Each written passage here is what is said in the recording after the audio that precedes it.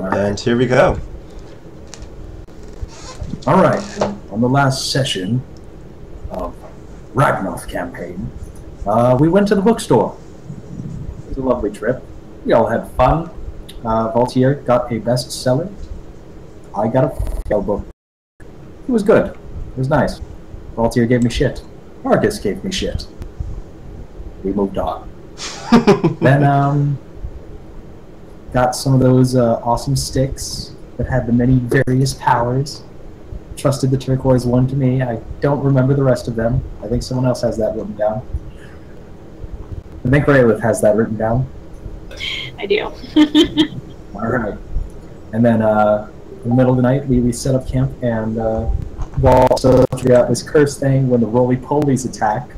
They're organized. There were 100 of them. They formed an arrow, an angry arrow. I don't remember that part. Yeah. Formed an angry arrow, and then I tried to block their path with my sword, and then Vaultier was going to move Raylith out of the way to see if they followed, but when I blocked them with my sword, they climbed up my sword, and then I shook them off, and then they lost all direction and dispersed. So anyway, we went back to the library, and we saw Moriarty. We got our precious gems and things that all with around like 1,000 gold each. We told him about the secret alliance that we formed with Galahad, and he was just like, "Oh yeah, secret alliance, fucking whatever." And then, also, a mysterious thing happened.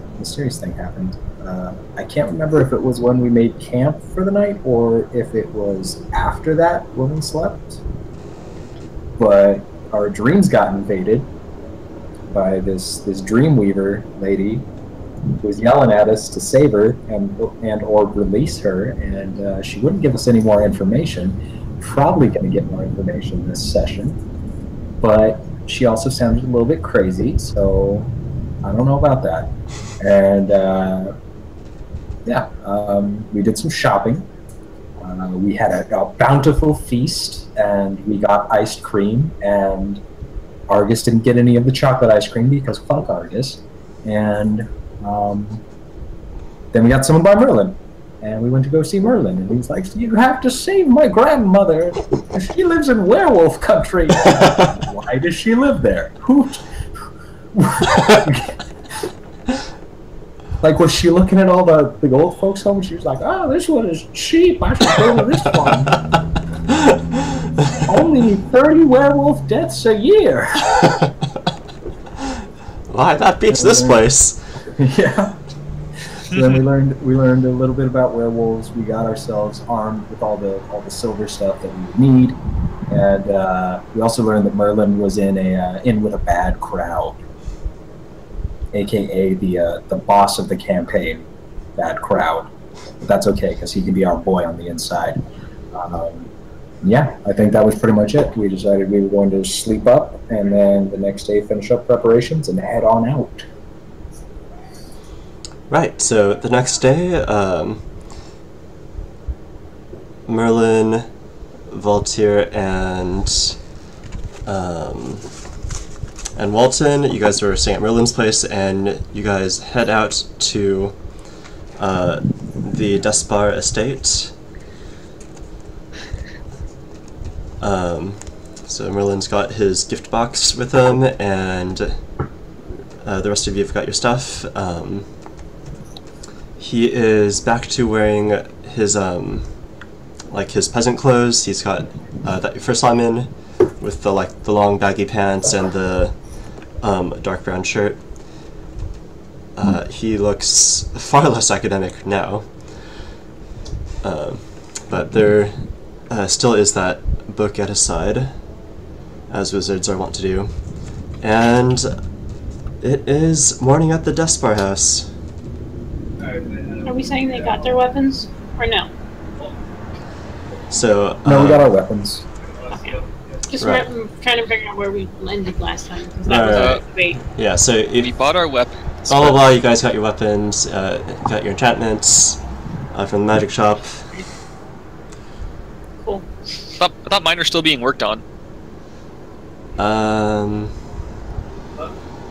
because it was going to take a day or something. Oh yeah. Yeah, that's right. We needed to stop by there this Right, morning. that was the last thing we Get needed to stuff. do. Go to the magic shop.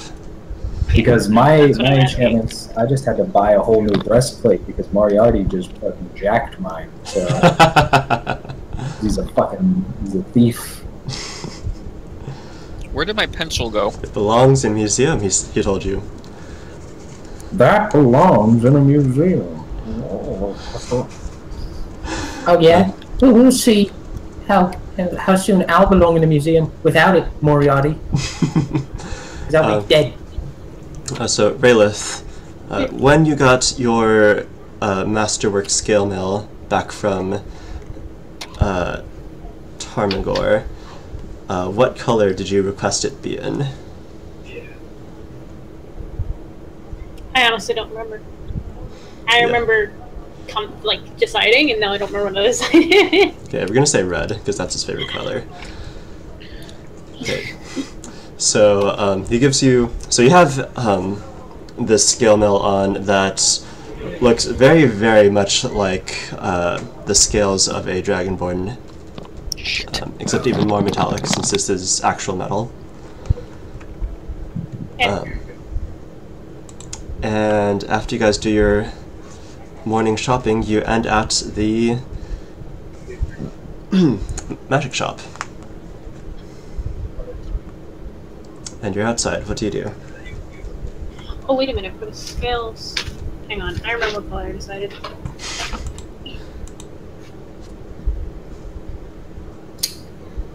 Can we do this color? An iridescent? Yeah. Yeah, totally. It is between an iridescent purple and green, depending on what angle that you look at the scales. Hopefully more muted than this, though. Just so it's not like... And you are shining like a peacock. I already do, man. I have Yeah. freaking silver, gold, something. Yeah, there. so Metallic. it's kind of astounding. Like your armor, the scintillations of light as it comes across, and then the feathers that adorn around your neck of your coat, and then just your hair itself is this metallic sheen, and framing this beautiful Azamar face, and everyone is in awe. I fit in with the crowd now, actually. Yeah, so everyone who does not have tons and tons of money is in awe. Well, I tend to not show all of the scale mail. I tend to just highlight parts, because I am fairly fashion conscious. So it's like dull gray dress with the iridescent scale mail and silvery hair.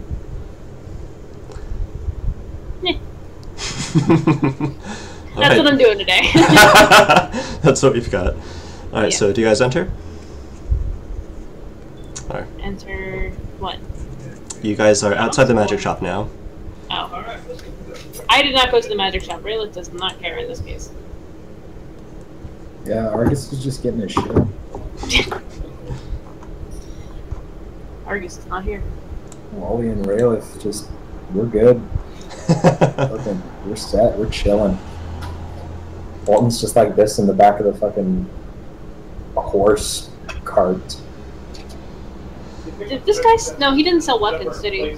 It would be the blacksmith that I realized that I wanted to go to get a silver dagger. Because that was the one thing that I couldn't... Yeah, the blacksmith had all the silver stuff.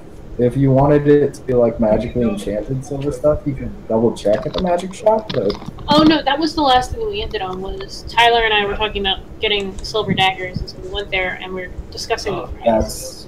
that's right. Yeah. Did someone say silver it was dagger? 22. Yeah, what was the price you wrote down? 'Cause I know believe that you- was 22. Yeah, that sounds right. I was gonna say 29.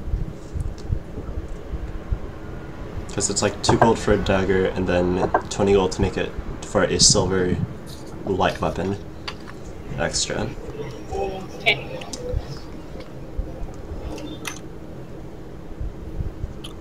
Yeah, All so right. the blacksmith gives it to you. Here you go, angel face.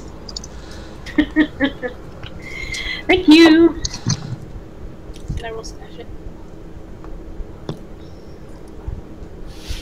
All right, so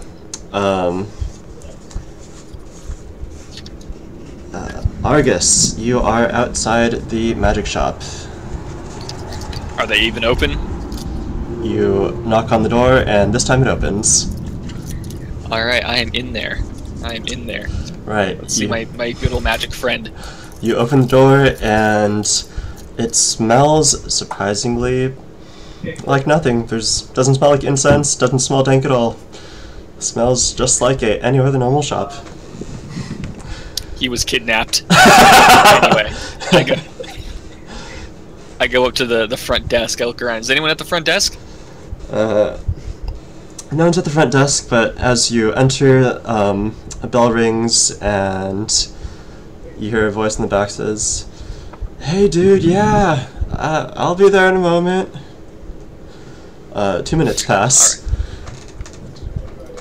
Right. And this dreadlocked wizard in his baggy, long robe comes out of the beaded back door. Not a door, just a beaded sheet. "Oh, hey, it's the armor dude. Yeah, we got your stuff, man." Alright, where is it? "Yeah, here. Oh, yeah, that's right. Here you go. Let me get it." And 2 minutes again pass, and he comes out with you chatted the armor and what did you enchant again? Right? My shield? and the shield. That's right. Okay, so takes it out. Well, he's got one in each hand, and he's like, "Here you go." Man, this guy is strong. Okay, so what do they look like, Oliver? Are they sparkling? Are they shining? Or do they just look like... Well, so this is, of course, mastercraft work of Koden Kylian blacksmiths. So the armor, it is this breastplate, and it is has about 1/4 inch trim along all the borders, and all the trim is engraved in this fleur-de-lis pattern. And then in the center there's engravings kind of like the reverse of Volton's sword. There's 2 horses looking inwards among the breast. And they're like stallions, and they are in this like on their hind leg pose with the 2 front legs on like in the air. And as you put it on, it just like whoosh, it resizes itself to you.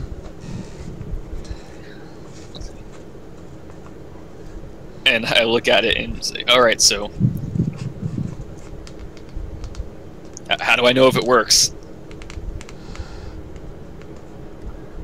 Well, hey man, like...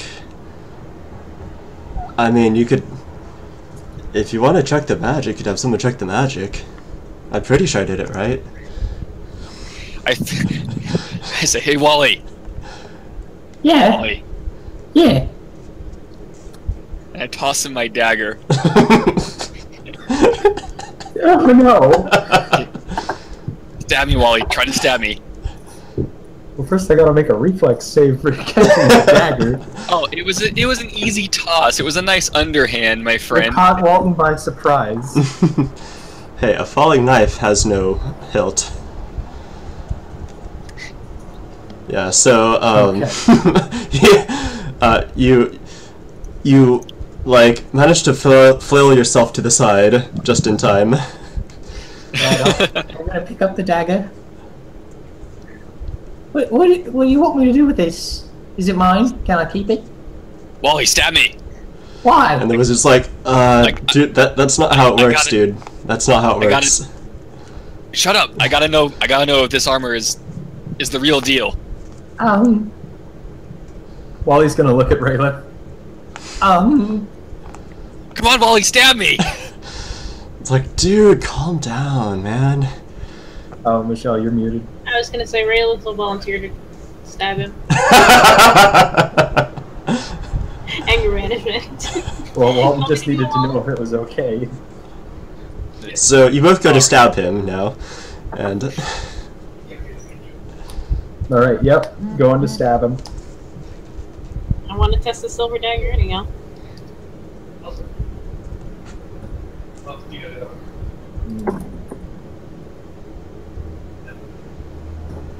Say again? Said I wanted to test my silver dagger anyhow. Hey, Tyler. Yeah, Does a 23 make it? that's a great question. Yeah, it actually does. What's the damage on your dagger? Well, it's the damage on your dagger. It's a D4. I don't Daggers are have a. D4s. I don't have a dagger. Well, it never changes. The dagger's a D4. Use daggers.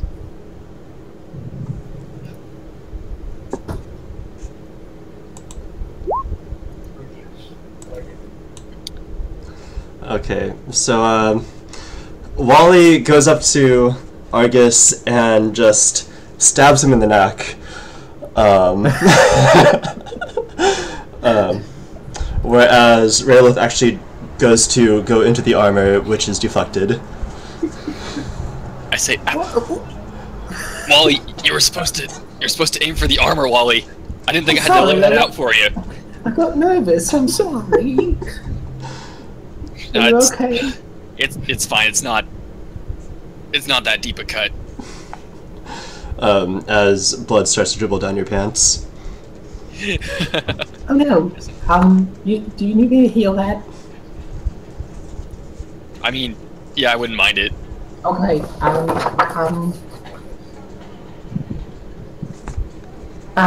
Okay. Do I really want to do a channel energy for this?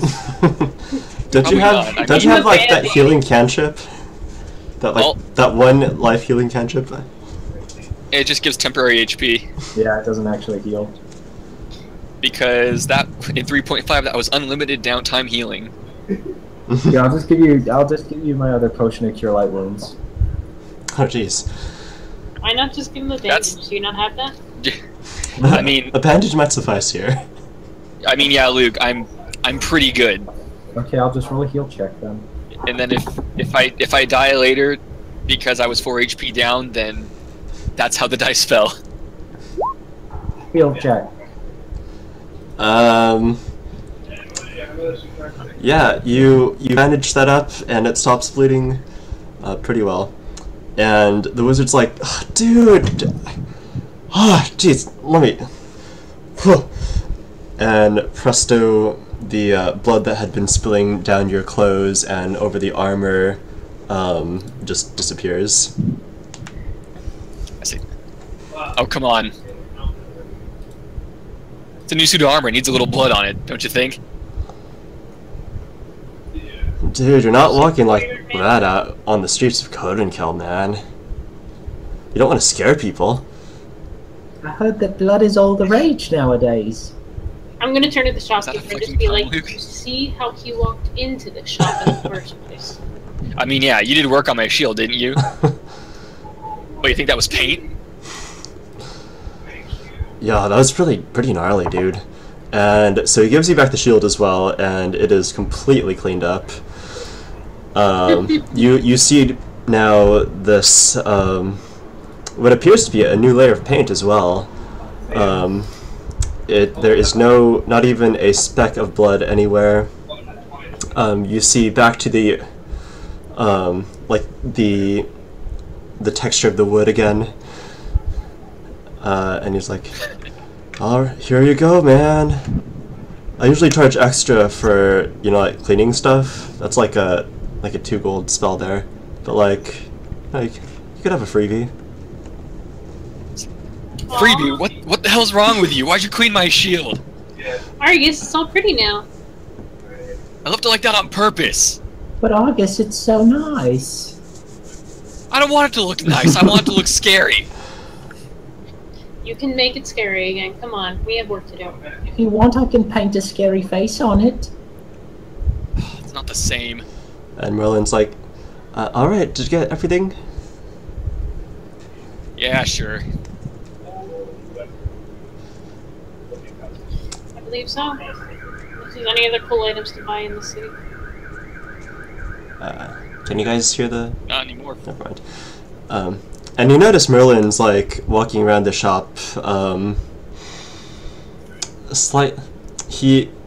You see the sort of slightly elitist look, like an elitist smile on his face, as he's like looking around. And he's like, "All right, shall we?" Yeah, all right. Point the way. And so you guys all have horses that you took from the slavers, but Merlin does not. So Merlin asks, "Oh, hey, can I ride with one of you?" You'll. Walton, let's ride. They're all regular sized horses, right? No one has a big horse. I'm not so good at riding. Usually I just ride behind Argus. I hold on to him. He makes me feel safe. You can hold on to my back while I hold on to his if you like. Wally, you're riding your own horse, damn it. Well, Argus. How about I take the reins and you can hold on to me? Okay. Argus never taught me how to drive.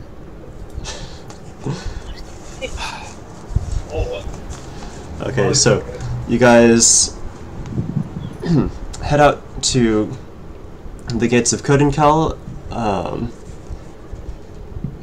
Excuse me. And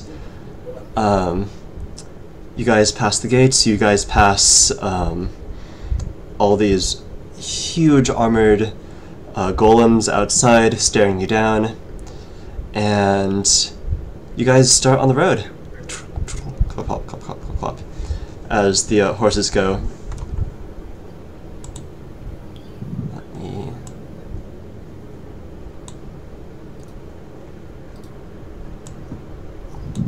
Man, Roll20 is really slow for me right now.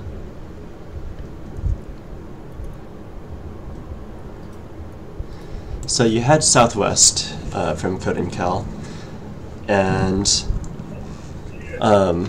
once you're out of eyesight, or once you're out of view from the city, you see Merlin take out the box, and he pulls out this gorgeous crimson cape out of it. It is lined with sheep's fur, and on the back there is gold embroidery symmetrically throughout in these flourishing patterns.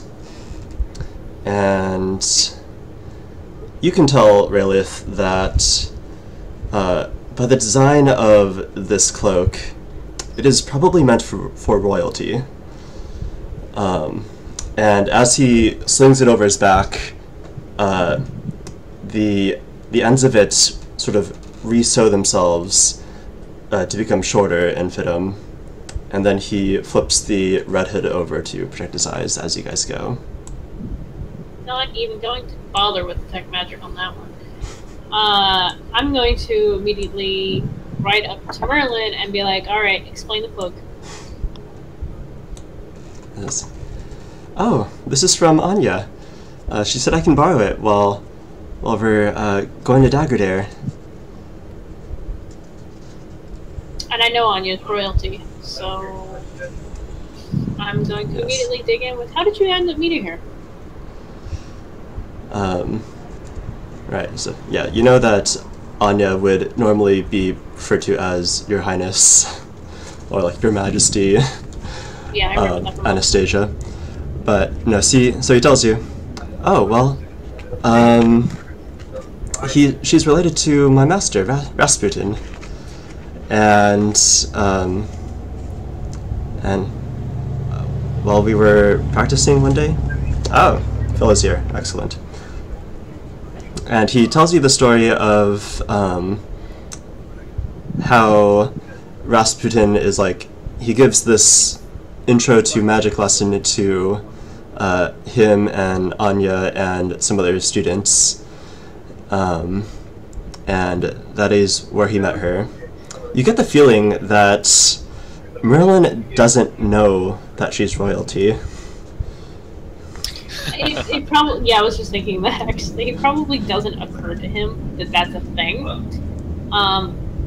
do I would know that Rasputin is not actually related to her, right? Right.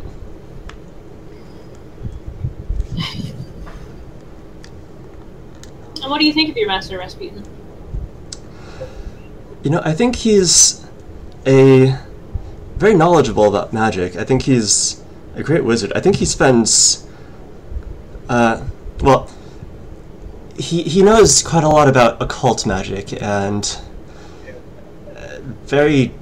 lots of demonology. Oh my god.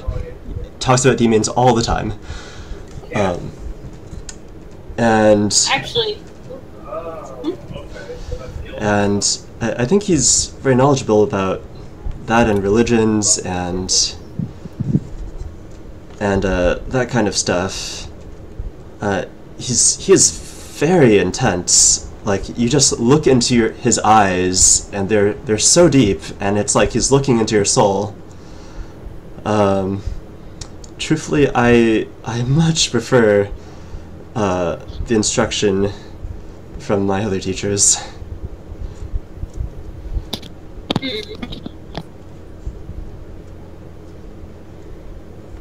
Rayla's gonna think for a moment and then ask, do you know anything about Anya? Well, she's a student at the temple like me.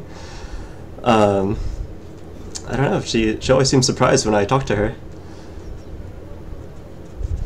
And Rayla's actually gonna give a little laugh at that. And so we've been talking a lot. And you know, we've been hanging out a lot together and studying magic. She taught me a couple spells as well. She's been at this quite a bit longer than I have. She's a much stronger magician. Alright, what do I know about the royal family that she's from? In terms of the condition of the royal family? You know that the Romanov royal line has been going on for they've been in power for the last 120 years or so, and the king is in good health in his 40s, no 50s, and as for Anya, she is let me look for her full title, like Grand Duchess Anastasia Tatiana Romanov. So the Romanov family is in good health, and politically they are strong. So you know that the royal family in Koden is like, they're not puppets, they're not dumb, they're not weak. Does she have a younger brother? Give me a knowledge ability there. That's fine. I'm just trying to establish what, because I'm too close to just operating off what I know in the real world. You know that she's got a baby brother and 2 older sisters. Just 2?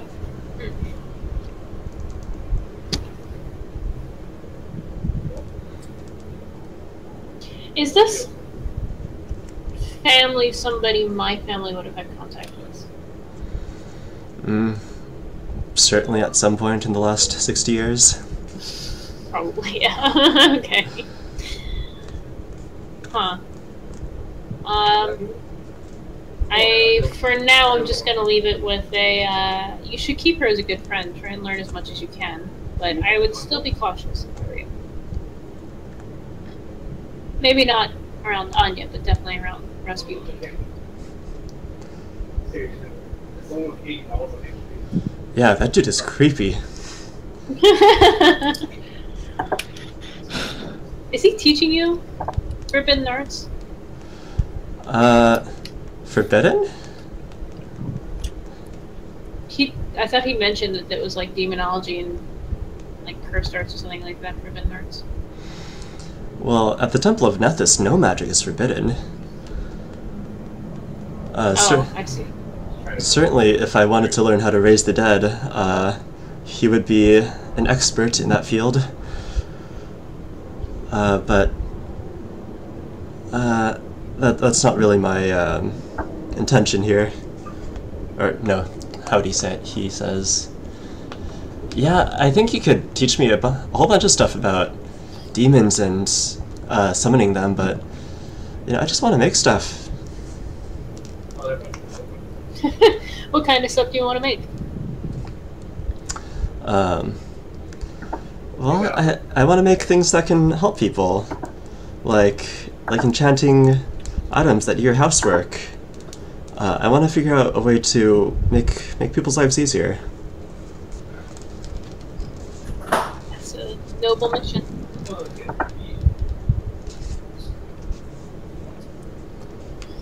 So, do you have any other questions for him? No, I'm gonna drift off inside. So, the first day goes along, and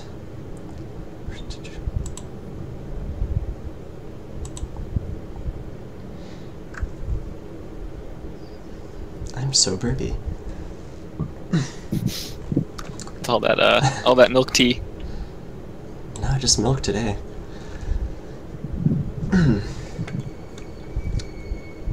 Right.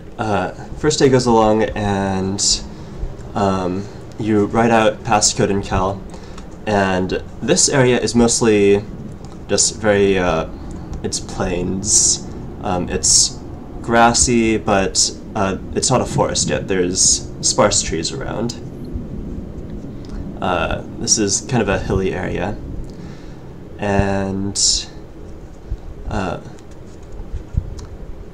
eventually night rolls around, and your horses are looking mightily tired after a day of riding.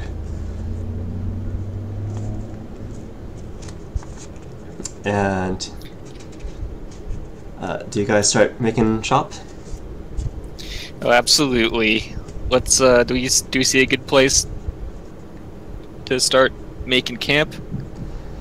Yeah, it's pretty clear all around you. You have clear sight for miles around.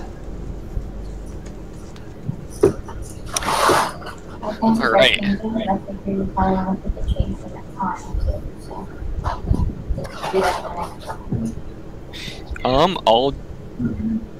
I'm just gonna start setting my bedroll out, getting ready for the evening. Eat a ration because I would have had to do that today.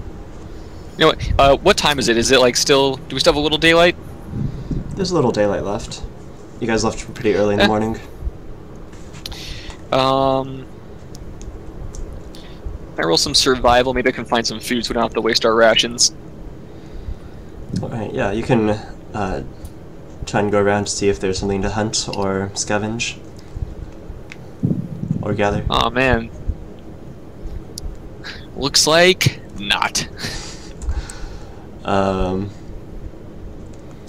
Yeah, you see miles around, there's a lot of grass.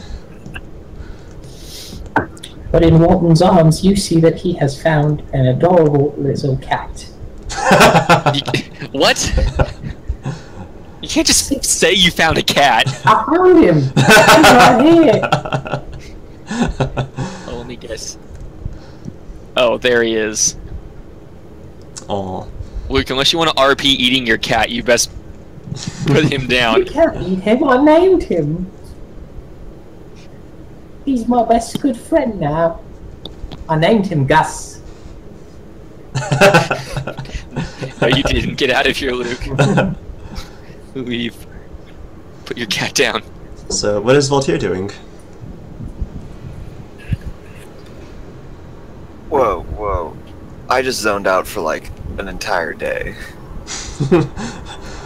Yeah, you have been going on autopilot for... And... What sort of fucking push are you on, Phil? Just nothing interesting happened, so I just totally zoned out.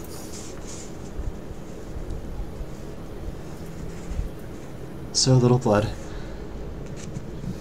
And what is Raylith up to?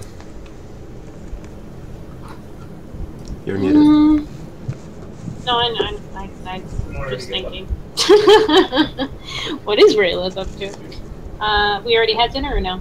Are we doing that now? You can do that now? Yeah, I'm gonna be making dinner. Cooking hobby, go. Yeah, let me see that cooking roll. Oh, you actually want me get a bonus on these? Do we actually get a bonus on these or no? Yeah, it's your, what was it, 1d20 plus 4? You said equal to our level, yeah. Oh, good. That brings it above baseline.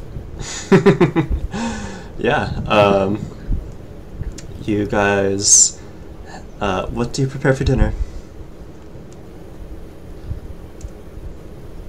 Probably just a basic soup is what we have on our rations.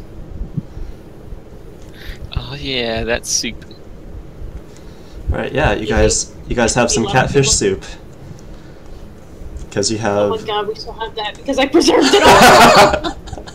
You guys have an unbelievable amount of catfish. That's right. Merlin asks, what is this? And how do you have so much of it? Raylith's going to like audibly be like, ugh, it's catfish. I just go back to cooking. Somebody else can answer that one. Cut out for me for a sec there. I didn't hear what just happened. You're cooking catfish, right? Yeah. Soup. Catfish soup. Okay. Catfish a million ways for this trip, guys.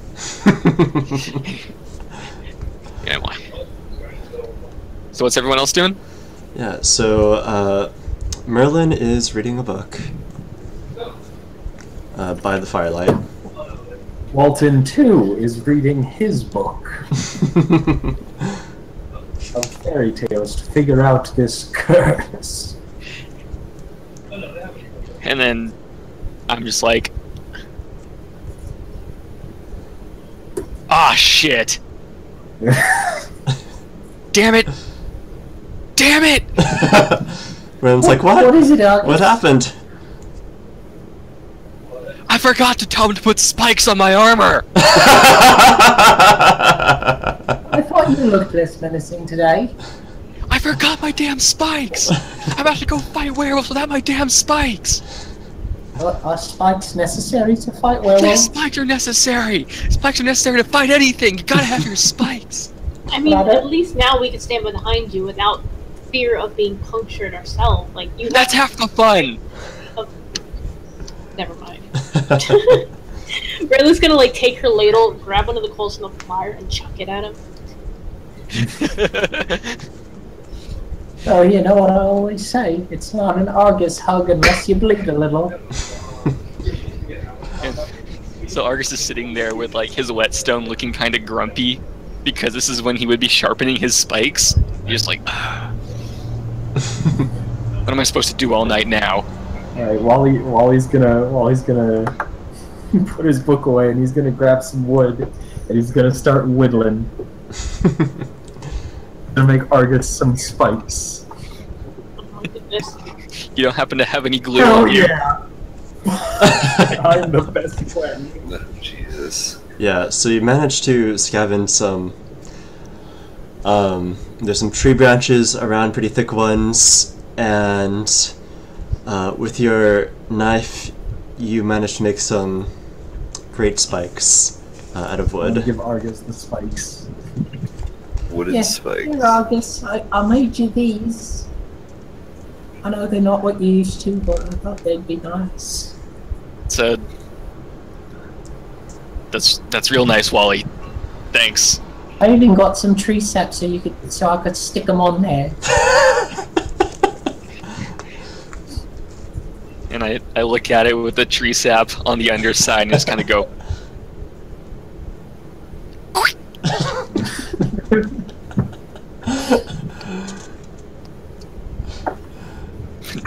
Does it stay? Roll me a sap check. Sap check. Viscosity check. Alright, how much of a bonus do I get to a sap check? That is a, It's your 7th stat, sap. yeah, that is a +2 bonus there. Oh, that's not great, sap. Yeah, it falls off. Damn it. Well, it falls off very slowly. It's just like... You just kind of go like...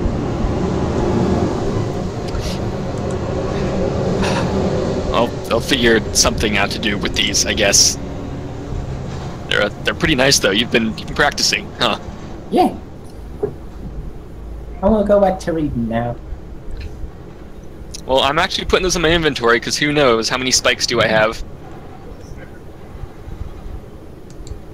I'm gonna say, since in the drawing I only put 6 spikes on your armor, you get 6 spikes. Is that reasonable, Oliver? Sure, you can get 6. You can make six spikes this evening. I have 6 wood spikes. All right.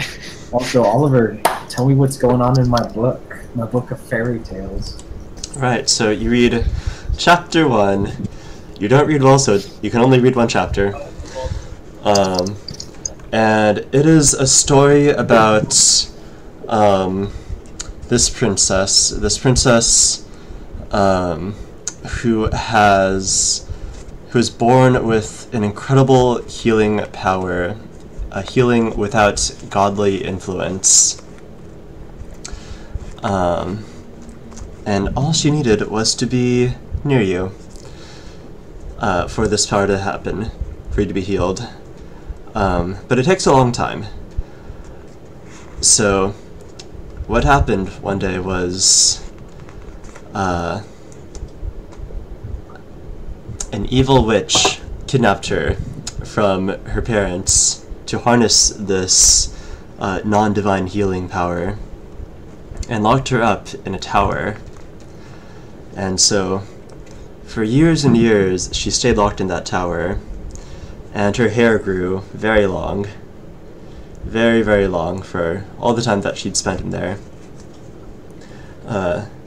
As the witch tried to harness this power of her. And it worked. They both remained quite youthful. And then one day, the missing princess saw a knight ride outside of her tower. And she said,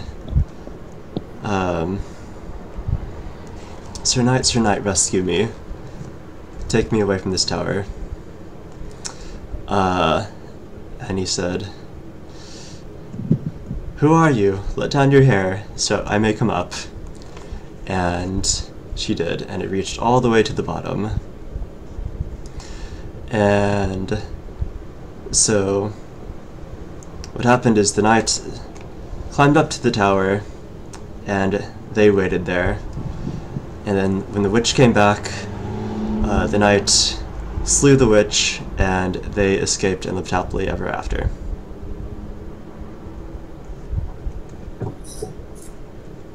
This is a damn story. It doesn't tell me anything. Where are the bloodthirsty creatures? Where's the curse? That's it. That's enough reading.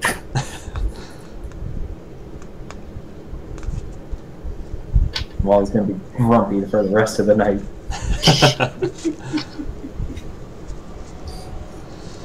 Merlin says, how about a book that you do like? I can read your book on Mitra to you. No. Mitra doesn't have any wisdom. Oh wait, maybe Mitra does have wisdom. Pray to Mitra. What book were you reading, Molly? Rayla's gonna use the grumpiness and come see what's up. I'm like, It's just stupid. It's supposed to have tales that help me figure out what's going on with you and the animals. Rayla's gonna thumb through it.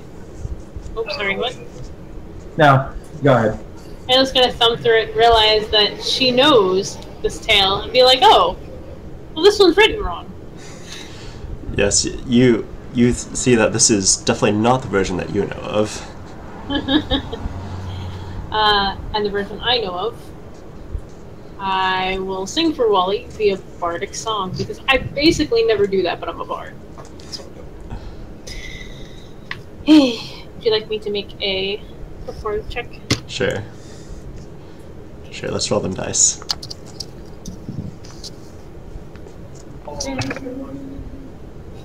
Every time I do a performance check, it's super low.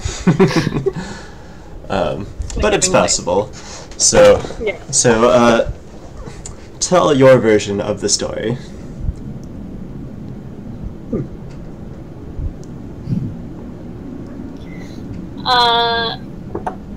The beginning is still the same. It revolves around a magical healing power. However,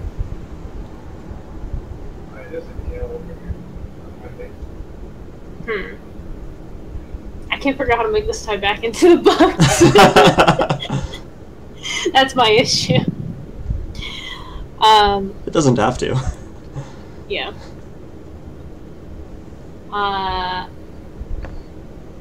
So, they'll refer to the woman who kidnapped the girl and put her in the tower as Mother. So, Mother wanted this healing power to stay young, and although the power did grant her that, it didn't keep her youth. It just kind of let her grow older and older by the day, until she eventually withered away. And the daughter, having grown close over the years, finally tricked the mother to let her die, instead of keeping her alive, essentially on life support. So, and then the daughter tried to escape the tower on her own, didn't realize how big of a fall it would be, and ended up dying at the bottom of the tower. The end. Oh.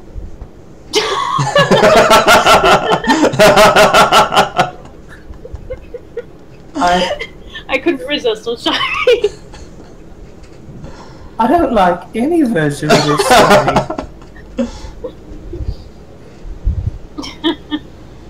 I'm beginning to think this was a waste of money. But some people say she lived. Every version of the story that's been written is slightly different. Nobody really knows what happened. So what do you think? I think I'm not gonna read for a little while.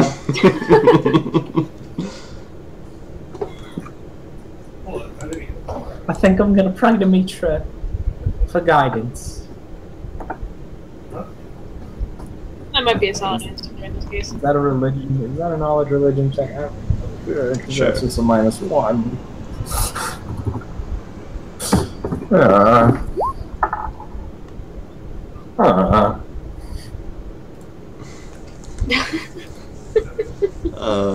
You find yourself unable to focus on the prayers tonight. Alright, I'm just gonna... Who's got first watch?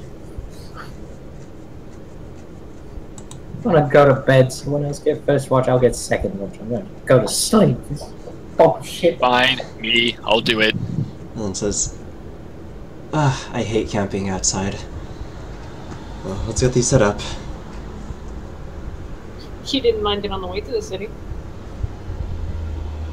Well, he just didn't express it on the way.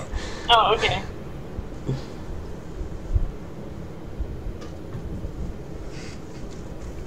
So yeah, you guys set up camp? Yep. Yep. Voltaire, are you staying awake? Voltaire? Man, he already fell asleep. Warriors don't need sleep. Voltaire says sleepily.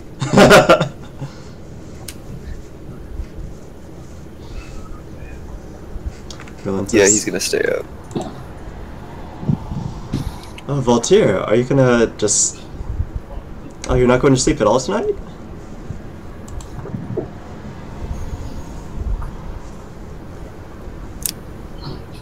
For a normal man, they may need to sleep every night. But for one as skilled as I don't have that weakness. Rayla's gonna turn around and say, "Don't worry, he'll pass out on his horse in about 2 days." Yeah, don't ask me why he's like that. Oh, are you? Oh, you don't sleep? Are you like an elf? I mean, I see you're half elf. Does that side let you not sleep? That's like an elf, right?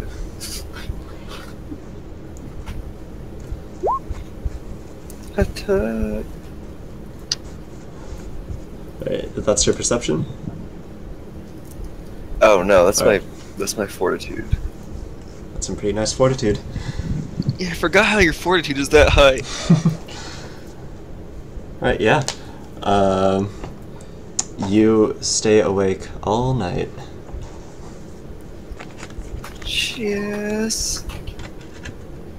Sleep is for the weak.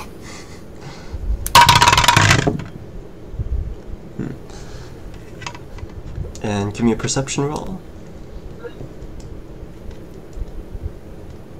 Oh, perception? What is this for? For your watch. You know goddamn well what this is for. Oh, for my watch, sorry.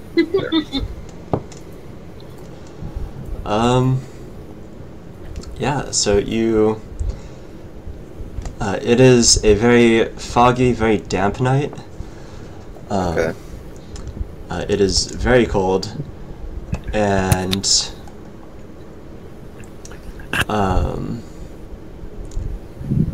like as the night gets colder and colder, you see like Merlin snuggle up to Walton in their sleeping bags, sleeping mats, and you hear a lot of wolves in the distance. A lot of wolves. There are at least 2 packs of wolves in this area within a couple miles, and all night, whenever like one wolf would go woo, it would just set off a cascade from as far as you can tell, all around you, of these packs echoing each other again and again. So it's not terribly difficult for you to stay up, just with this cacophony. Okay, whenever I hear a new howl, I'll move to... If I hear a particularly close howl, I will move to that side of the camp. Alright.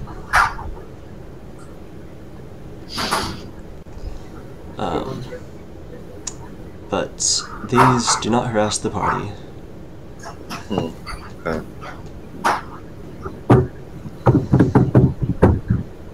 Then morning comes, Merlin is like, I hate camping. This is why I want to stay in a tower. Like the White Tower. It's so warm there. What's the White Tower? Oh. The White Tower is where Lady Amathea lives. You're really taken with her, aren't you?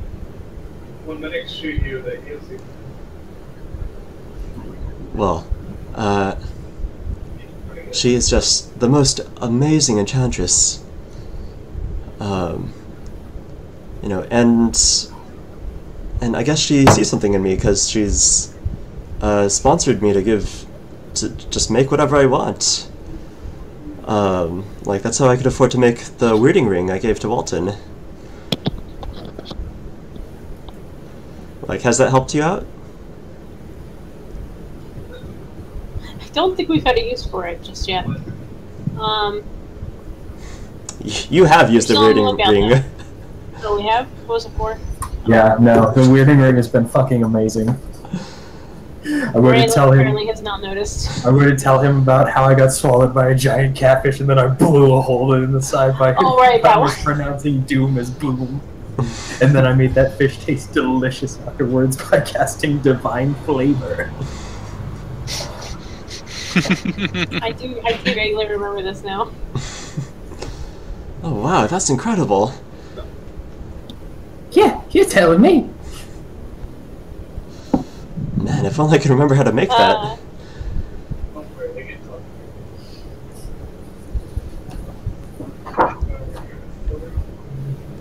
trying to think.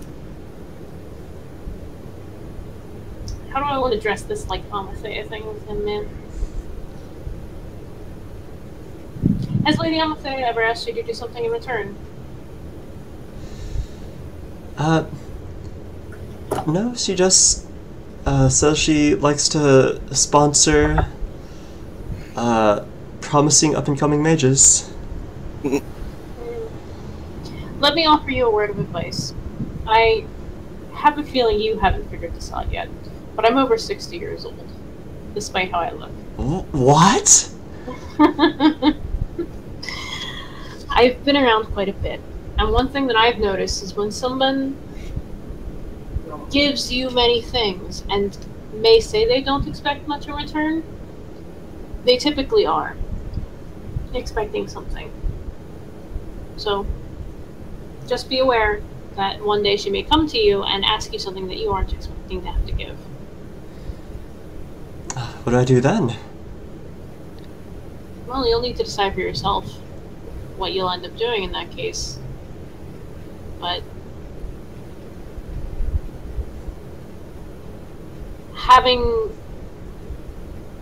knowing what I do about Amasea, I would suggest keeping a distance. Well, that part's not hard. She is very aloof. I would imagine so. I wonder if it has something to do with this. And he takes out the book that he's been reading, and it is called Atlas of the Plains. What is that? Oh, it's a book she gave me to read and study over. It talks about this world, and its relationship with the other planes. Like, so did you know this is actually called, we're on the prime material plane, and there's a lot of like other planes layered on top of it, or like in it, kind of, that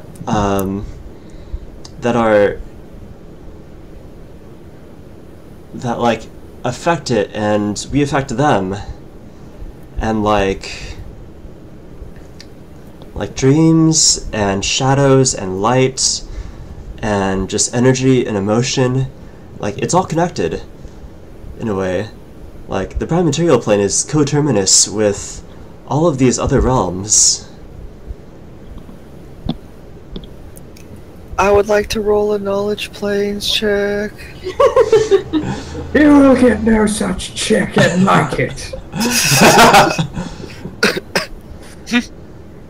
Yeah, so what would you like, what are you trying to find out? I want to know Recall. if he's bullshitting us or not. That's more of a sense motive. No, I basically what I'm trying to figure out is like If what he's saying kind of how this information is normally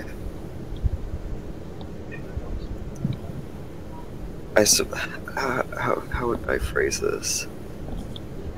Like, is the way he's describing this kind of like the common way that most people would describe the interplanar like situation? And 16 is your roll? Oh no, it's actually that. Well, so one, common people don't talk about planes. Two, you don't know what the word coterminous means, but... Oh yeah, Valtir definitely doesn't know what the fuck that is. But otherwise, you you do know that there are sort of... You wouldn't describe it as such. The way that it's been explained to you growing up is there are, like, realms beside the material plane. But you do know that there are, like, there's the Shadow Realm, and there are realms that are not connected to the material plane, like the elemental planes, plane of fire, plane of water, wind, or like there is the like plane of negative energy, positive energy plane. Also not directly connected are like the homes of where the gods live, like Elysium and Nirvana, or the Hells. He speaks the truth. The churches in Yisham used to talk of these planes, but they spoke of them as if the sections of these planes that intersected were few and far between.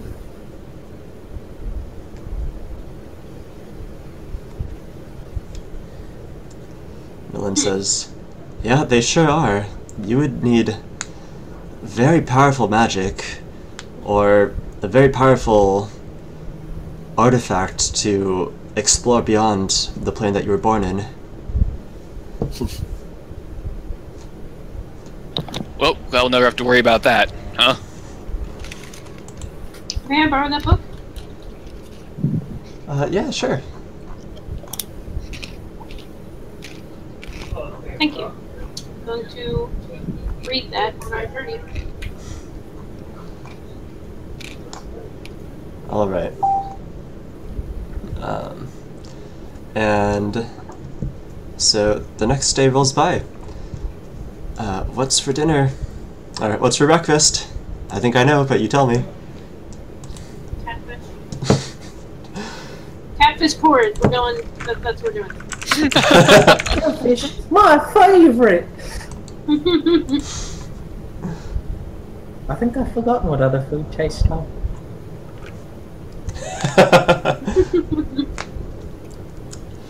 Roland tells you. Well, I think it's delicious. Good for you, Merle. Good for you. Well, buddy, we got some good news for you. And so you guys are off again, and you guys, he leads you now into a forested area, and as the miles go by, the forest gets deeper and deeper, and you notice that Merlin is looking around a lot. What's up, Merlin? He says, so, I know how to get to Daggerdare from Mom's house.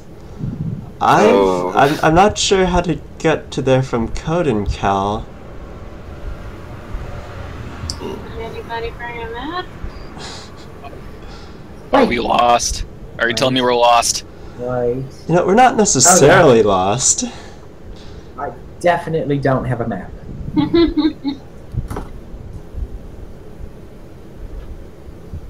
We can't get lost as long as we're on the warrior's path, friends. God, I'm gonna strangle you, Voltaire. Put it with that, Voltaire. So, are we on, like, a road, or are we just kind of, like... So, going out from Koden, Cal, you were on a road, and on the plains, you followed a road, but then once you got into the forest, it just got swallowed up by the brush.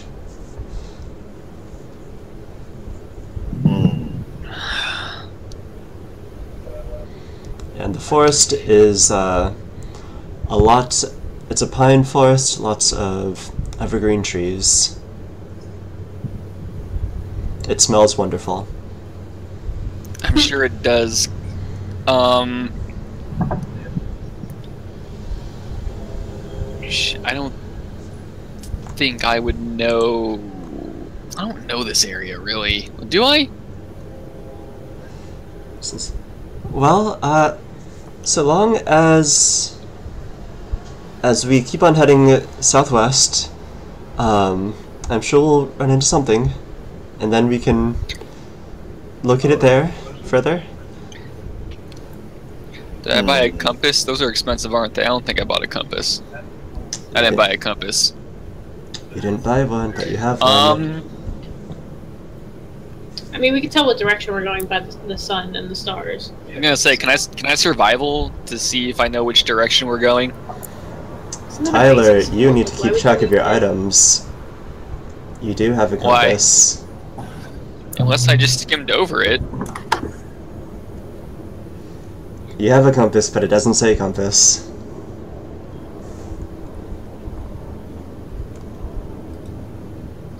Where the hell's my compass then?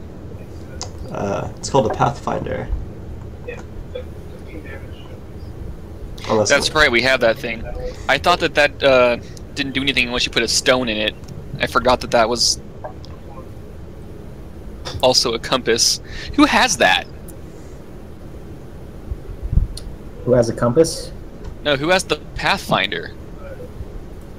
It should be you. I think that one we didn't distribute to anybody. Oh, no, I would have thought that you had it because it's magic. I think But Mr. okay. Warrior's Path might have it. Nope.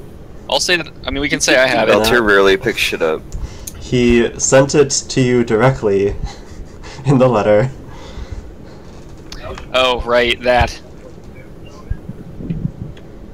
Alright, Rude. well then I'll use that. Okay, so the Pathfinder also lets you give a +2 on survival checks to know direction. I like to know that you're going on the right path.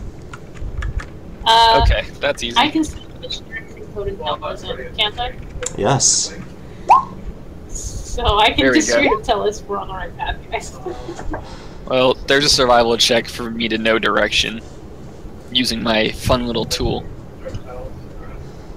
Yeah. So you're able to redirect the party a couple degrees west from where you were heading, and you guys are back on the southwest path. Say, how far away is this place anyway? Like what? You said 2 days, 3 days? I mean, directly it should be 3 days if we don't get lost. Well, good luck us doing that. Just had a thought real quick. Oliver, I take it back. We're gonna stick with the red armor, and you know why? Because I have freaking red ruby shoes.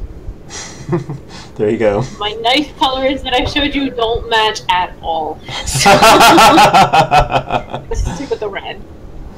I mean, you could anodize it a red and something else. Alright, but yeah, we're gonna stick with red. Yeah, it is a bright, vibrant red. You look vaguely like a robin. I don't like that though, man. Less a peacock, more a robin. This is really, really not important. This is incredibly important. But as you guys go, you hear.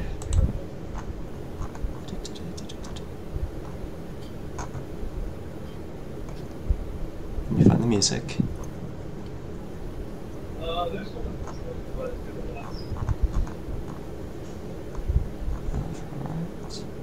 My guess is the majority of players are great. Where did it go? 1 second, I've lost my music. There it is.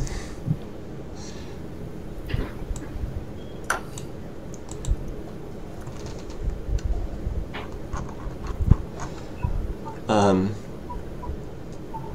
don't know if you guys can hear this at all, but it's pretty faint, sort of off in the distance. So this time it is diegetic. You do hear it, and And it sounds like someone is very merrily playing a flute somewhere in the forest near you.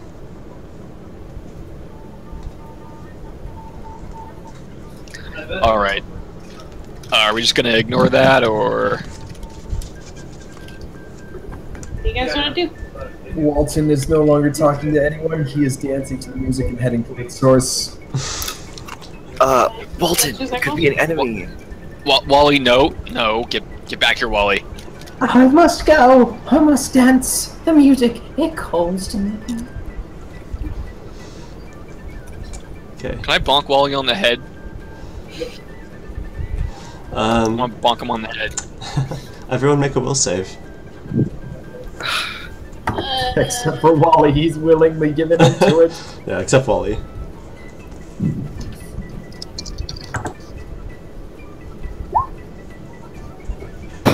Thank God. Yeah, Phil, 16 crew.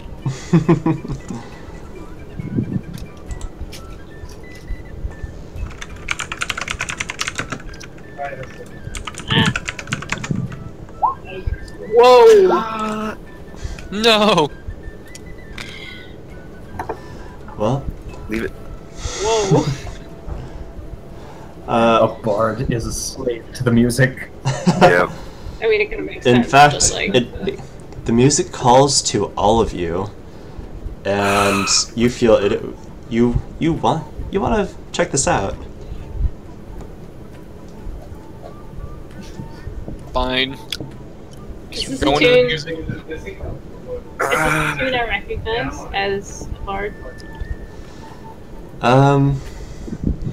Well, the player certainly has the skill of a bard. Okay, but do I know the song?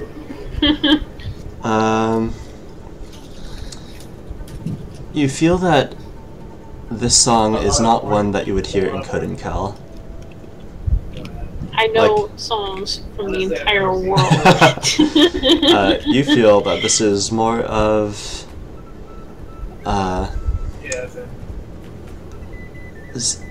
this is like folk music, folk of the Fae variety. Oh, jeez. Okay. I can work with that. Yeah, I'm essentially a walking song library, so I do have to give me this one. It's like my character's deeper purpose. To hear all the songs of the world. To write most of the songs of the world and know all of them, essentially. Like, that's the whole reason that she's going around doing all these things, is like be there when it happens and write, you know, the bardic song that goes with that event. So songs are important. So, as you guys get closer with your horses, you see about 60 feet away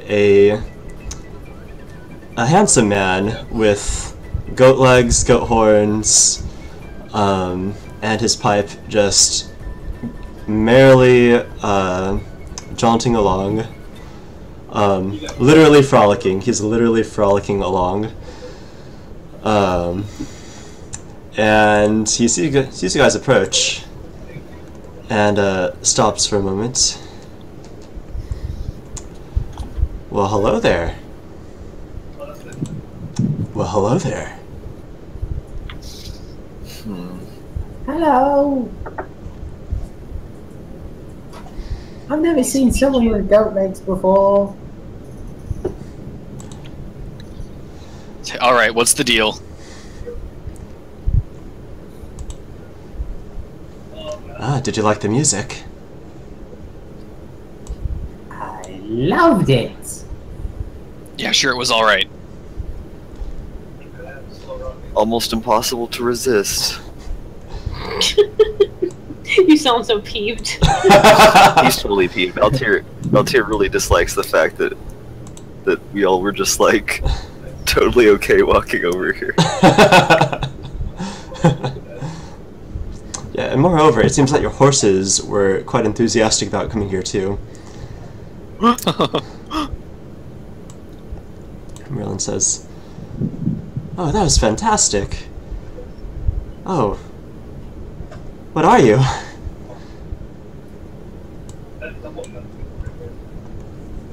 Can I roll a knowledge on this? Yes. It's a satyr. Yep. I don't wanna. You don't wanna? I don't wanna.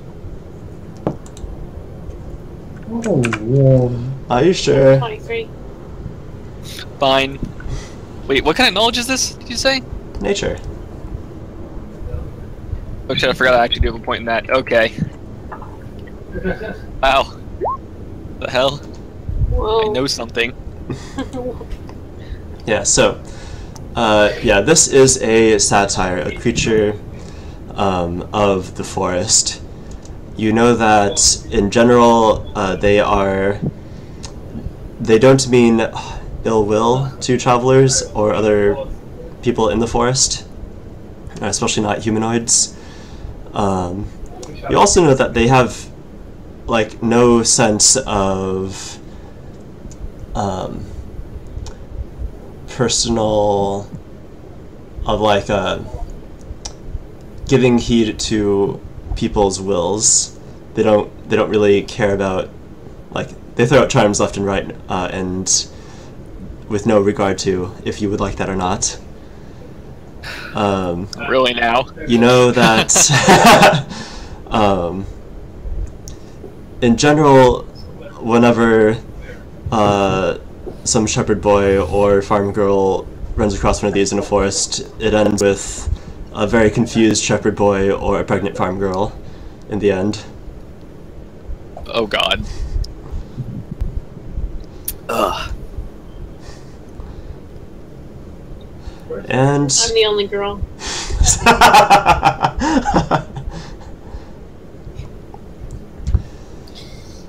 Merlin asks, oh, so he tells you, well, I am Tassus Papinanto, at your service. Tassis Papanipada. Tapapadu. We're simply on our way.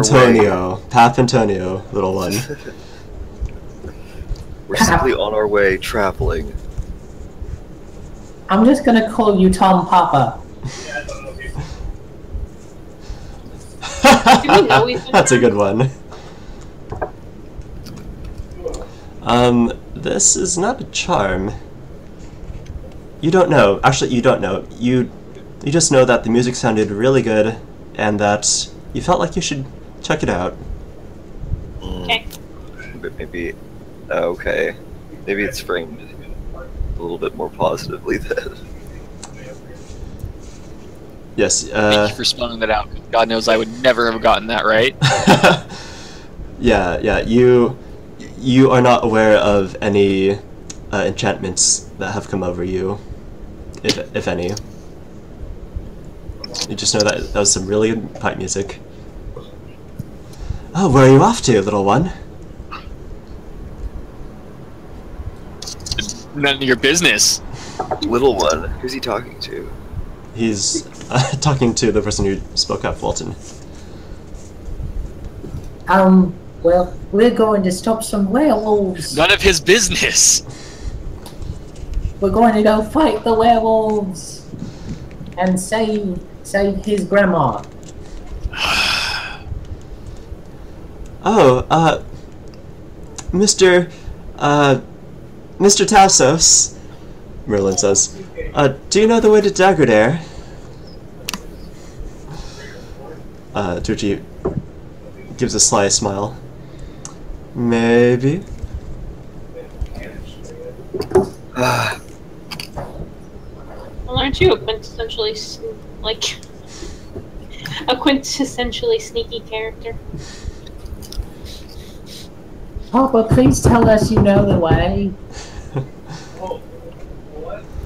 Well, there's a lot of villages around here. Why don't you stay a while and we can talk about it? Maybe that'll jog my memory.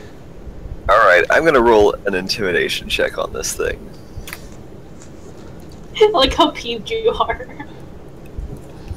Voltaire's really- gonna kill this boy by the blood.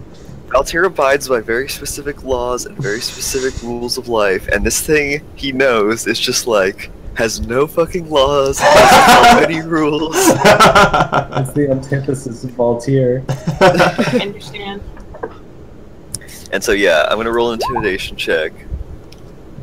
Alright. And I'm gonna take a step forward. A few steps forward. Like right there. And I'm gonna put my hand on my blade. And I'm gonna say, we've been traveling for a few days now, Mr. Tassos, and we're quite easily triggered at this point in our adventure, and we really don't want to waste any time here, so unless you want there to be trouble, I think it's best that you're straight with us. I'm not a fan of those who obfuscate the truth. You came to me, dear. But, But I don't know why. I don't know why I came here. well, if you want something from me, perhaps we can make a little trade. Well, you could just be nice. It's nice to be Trade, nice. huh? Oh, I don't want gold or silver. I want something else, something I insubstantial. just want the boy. Give me the boy. Yeah, Mr. Tassos. If it's something valuable that you want, then seeing a true warrior in action there's nothing more valuable than that. No, That's what that's you tell that yourself. that's worthless to me, really. No, Worthless. no, there's no value in killing. No, it's in the arts. There's value in the opposite of killing, in making.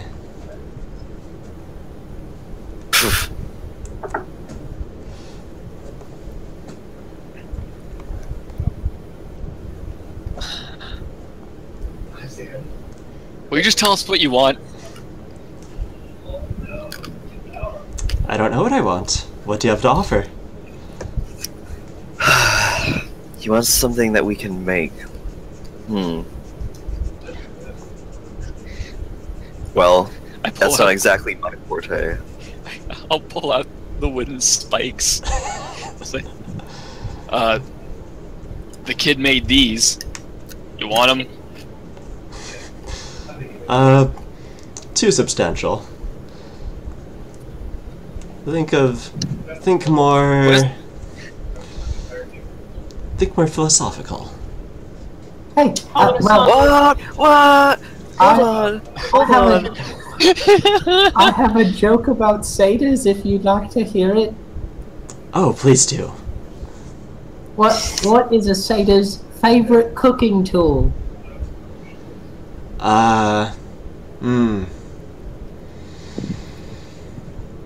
A little. No, a fluted pan. Nice. Ooh, that's a good one.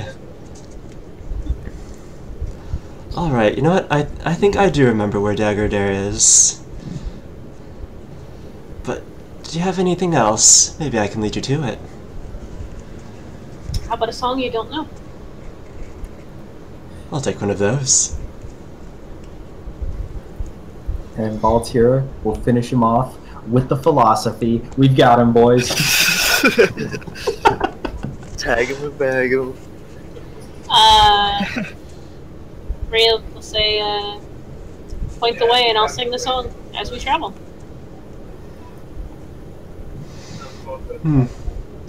Fair enough. And he starts frolicking between the trees, and you guys are off. I lean over to Argus. Well, actually, I lean over to all my party and I say, does anyone have any empty vials? I pull out a bottle of mead and I say, I could empty this for you real quick. Well, I have the 2 empty vials that I kept my old one of my anti-plagues in, and one of my blood blocked. Or no, I gave one of the blood blocks. The what was it?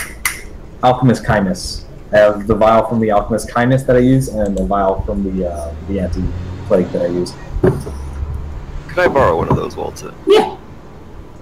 Although I can't promise you'll get it back, but Well, I mean, I owe you a favor. Merlin tells. Okay. That's not a very good borrowing. That's just taking. I owe him a favor. He owes him a You're favor. a part of this, Merlin. that's right, Merlin. Shut up. You're not even a PC. And I would like Oliver. I'd like to drain some of my blood into this vial.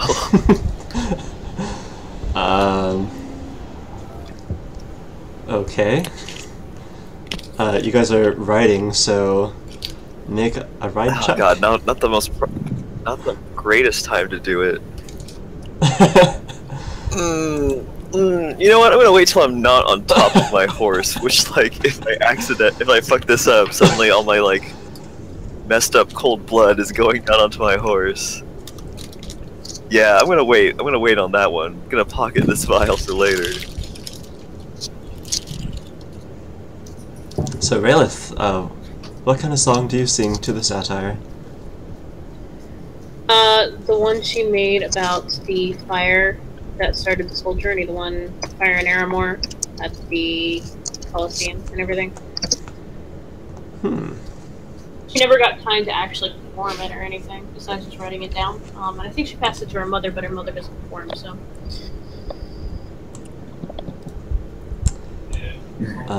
Right, so you sing the song, and let's see. And he says, "Ah, excellent. Sing it again." Before I do, I want to do a quick check with my lovely magical shoes to see if we're actually going the right way. Well, you are headed away from Koden. It's hard to Right, so say. you're trying- Yeah, it's hard to say what direction you're going. You just know where Koden is. Like, you can get back to Koden pretty easily. Getting away from it, like, knowing its direction isn't necessarily helpful. Other than, like... Look at the sun and see where it is in the sky relative to the time of day it is. I mean, you definitely are headed still, southwest. Thank you. That way.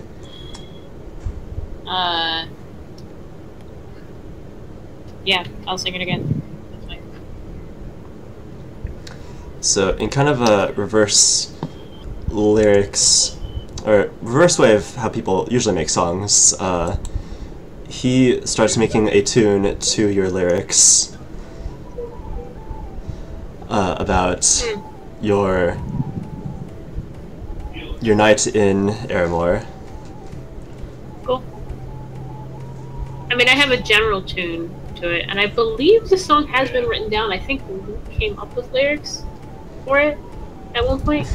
I came up with lyrics to, like, the adventure in general. There is a stanza specifically for the fire. Oh, okay. This is gonna be something different though, because the one we talking about the adventure was for someone else. Okay. Yeah, I'm okay with the fact collaborating.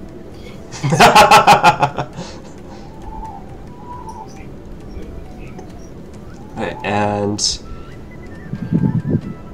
as you go, he keeps on playing for about an hour, then he stops and tells you, "I'm getting kind of tired here. Let's sit down for a while and rest." Would you mind just putting us in the right direction so we can continue? We're on a bit of a mission, unfortunately. Headed to Daggerdare. Whatever for? That's a terrible place. I told you, we're saving an old lady from werewolves. Oh, you're actually going to the werewolves. Oh.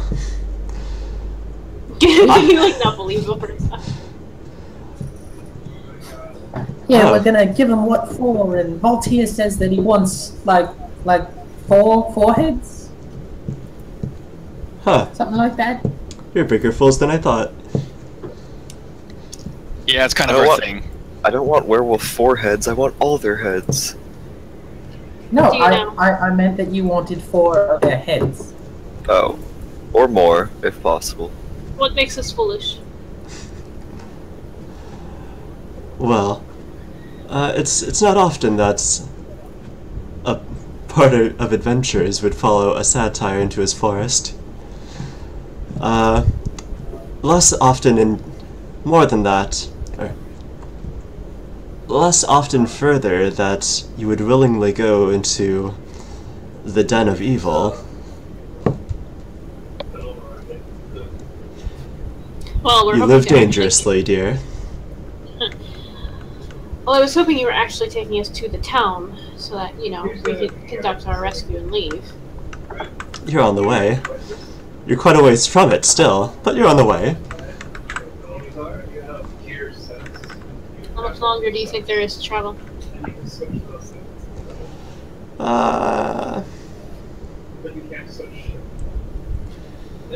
Hmm.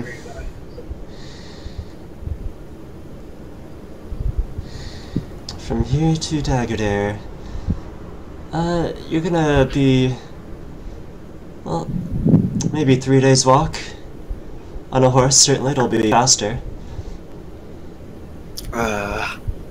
Getting impatient with this guy.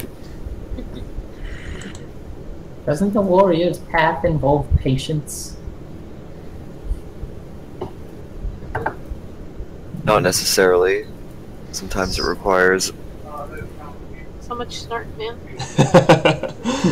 Merlin gets off his horse and says, "Well, we could have lunch now. I don't know about you, but I'm hungry."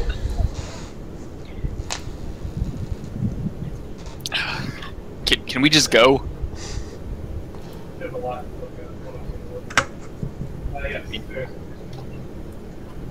I'd like to go. I'd like to make it there soon. All hyped up to fight werewolves, and the hype's starting to run out a little bit. Merlin, how worried are you about your grandmother? Well, she's lived there for all her life. I mean, I hope that she can fend for herself, but I don't know for sure. If there's werewolves, I'd like to get there as soon as possible. But if we But what if your grandmother is a werewolf? no, that can't. Okay, Wally. No, that wouldn't happen. I'm sure of it. Let's But if we run the horses to death, like that won't get us. I mean, they have to rest, right? certainly they have to rest, but then there's dilly-dallying, which is what we're doing with this. Yeah. This goat man. You're one to talk. You're half a man yourself. I chuckled. Shots fired! Shots fired! Oh, I'll show you what the other half is. And I'll show you what my other half is. We'll see who has the better sword. I hate this guy. This is one time I'm actually not really leaning toward diplomacy. Around as long as he's useful, essentially.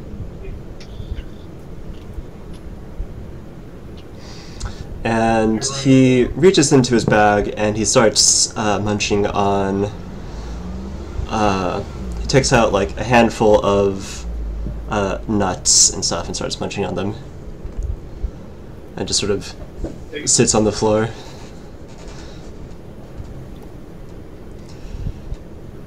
What's the rush to run into werewolves?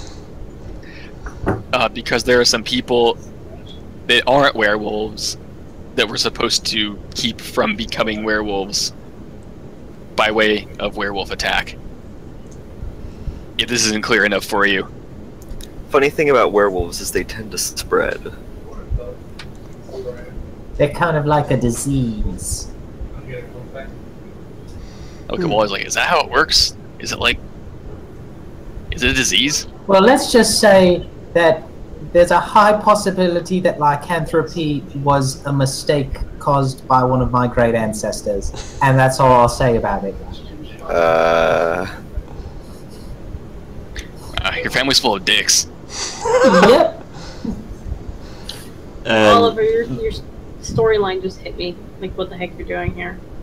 With I said, like, the fairy tale relation just, like, slammed me in the face.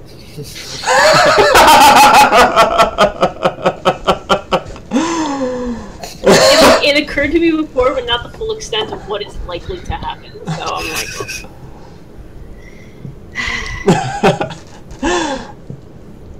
So he says, Raylith is lost in thought. well, if you're in such a rush, sing me another song, and I will point you the way and give you a little boost.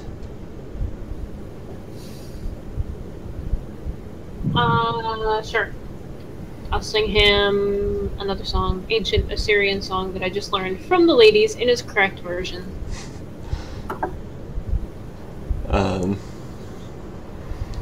And he listens to it and he says, man, that's old school. Did you know it in that version? I've never heard anything, well, I've heard stuff like that before, but that is a very old style, even among the Fae.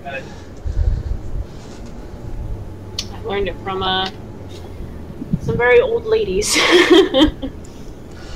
So he takes a handful of almonds from his bag and scatters them on the floor, and he picks up his pipe again and starts to play a tune, and you see the almonds sort of start dancing on the floor, and he ends and he tells you, I've activated the almonds.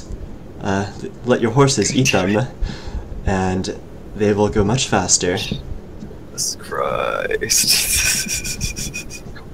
Thank you, Oliver. The fucking satyr that gives activated almonds. I love Dungeons and Dragons, guys.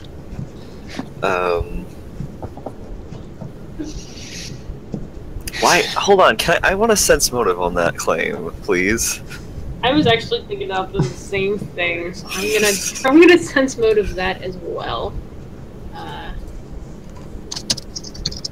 Now watch, because I have a high modifier. Perfectly average. Mine wasn't.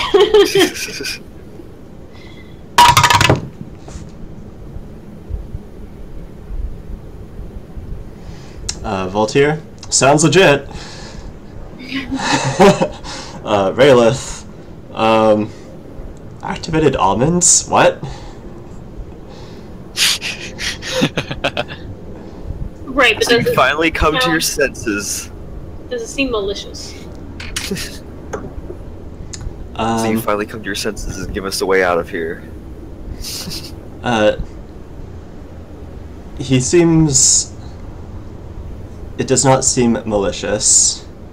You think there's probably more to it. Fey gifts are notoriously notorious about having side effects, but yeah, you think that these almonds will probably make your horses faster. Do these come with a list of side effects? Side effects? What's that? Well, I know you're a fairy, and I also know that gifts from your kind tend to come with strings, side effects, drawbacks, and I've shared openly with you. It's kind of racist, don't you think, Raylith? Can I, like, daze Argus again or something? You're like, shut up. Yeah, I don't care. But Doesn't Argus hate like? Doesn't Argus hate a certain race? He's only made fun of halflings because they're small and weak. And I never said I hated halflings. They're just small and weak and easy to make fun of. Okay, wow. I never said I hated halflings. I just fucking hate halflings. And he says, "Me, Tassos Papinonio, include strings in my gifts?"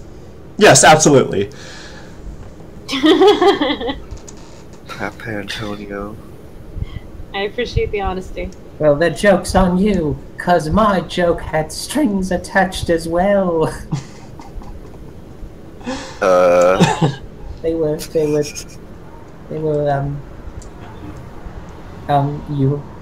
you had to laugh at it. What? Alright, well, let's Ha ha! Yeah, so, what are we looking at here? Since he's open to sharing. Does he say anything else?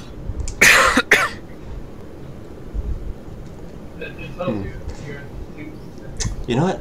I'm not super sure what will happen if horses eat activated almonds, but I'm pretty sure, well, I'm quite certain that they'll get faster. I'm not sure how they'll get faster.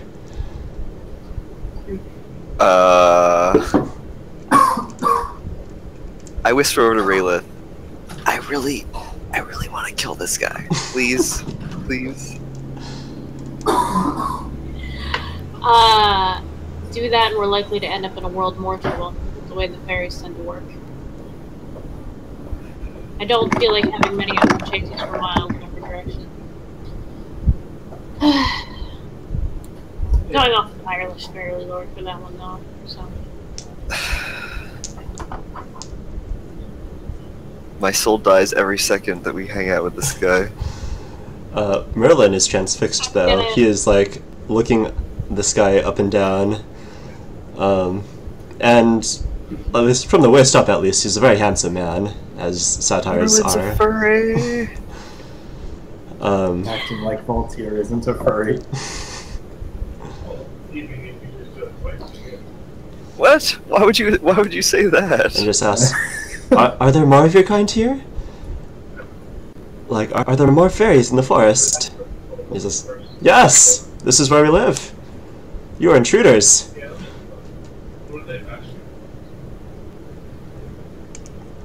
Fortunately for you, I love intruders. Well, we appreciate you taking us this far, the passage through the forest.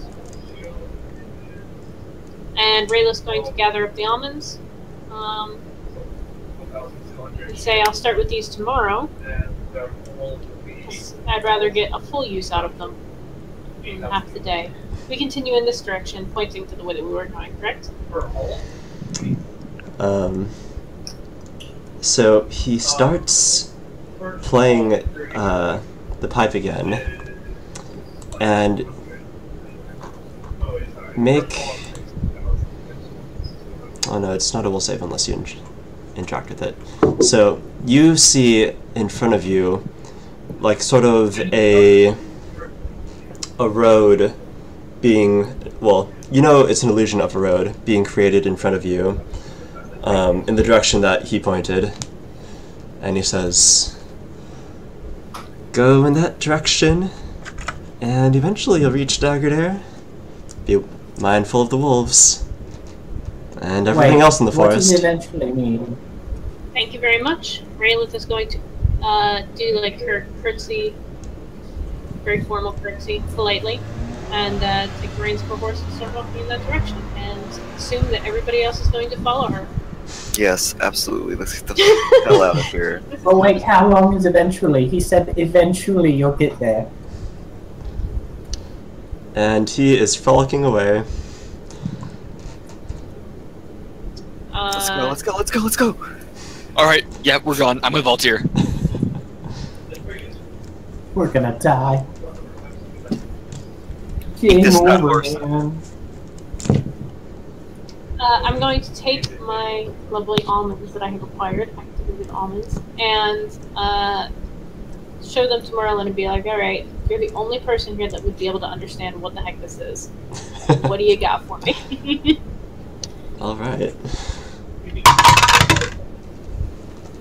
Oh. That's a good roll there. Merlin looks at them and he examines them and like, let's see, where's that spell?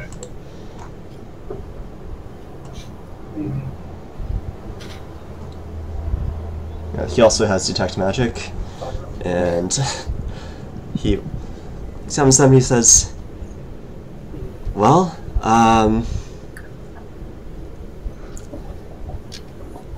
I think, I don't know, these have the feeling of transmutation. So probably turning the horses into something faster. Yeah, that might be it. But who knows if they would actually be controllable at that point. If it's turned into some wild feral animal, we may be fighting for horses and continuing on foot. I mean, I could eat one. Or, I don't know, he seemed pretty Not nice. eating one of our horse targets.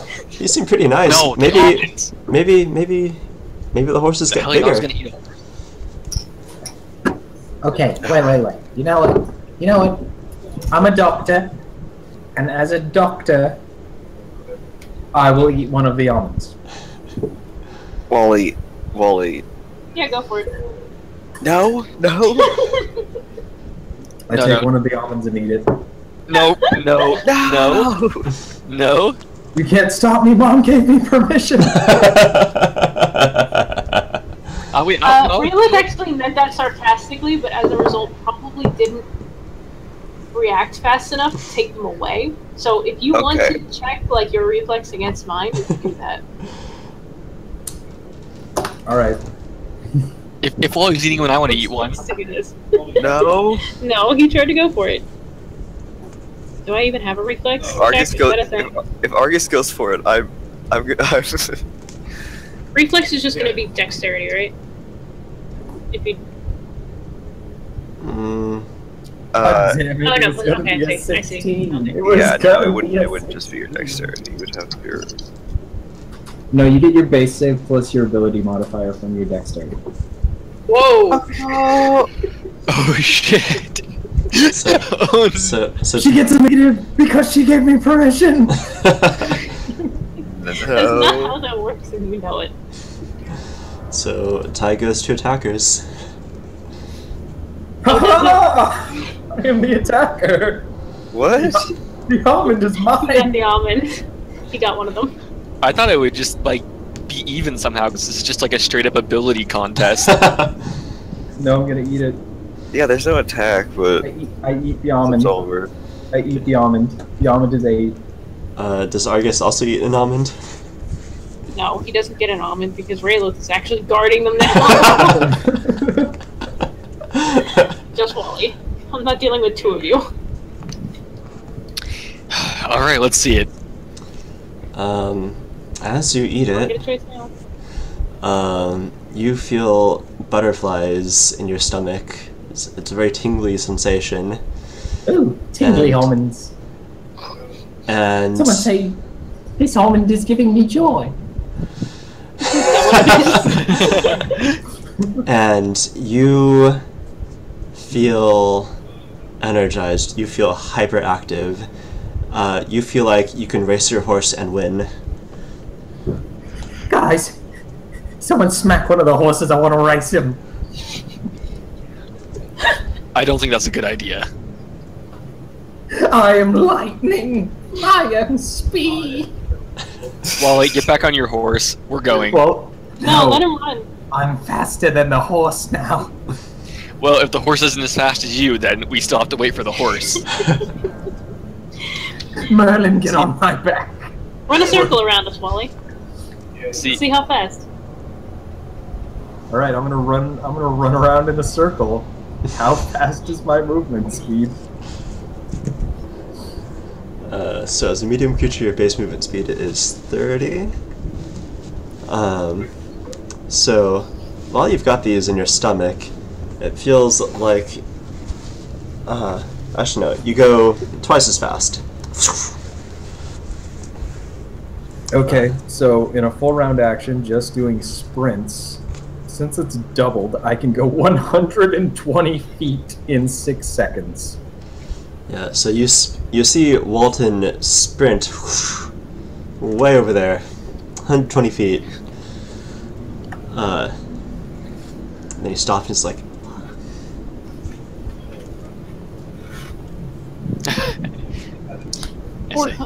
I say, wait. That actually looked kind of fun. Hey, Rail, could I have one of those? Race me, August. Let's Race see. all the way to Daggerdare. How many almonds do I have now? you have a handful. Which Okay. is to say Oh, like okay. like 30 maybe. Okay, cool. I'm going to put them away and say, let's give it an hour and see what happens. Fine. Wally, you're welcome to run alongside the horses, but I think the rest of us will be riding. Yep. Seems reasonable enough to me. I will be the voice of reason per usual. So you You guys guys do make start riding along, but Wally, very quickly you find you're running 120 feet, 90 feet, 60 feet, 40 feet.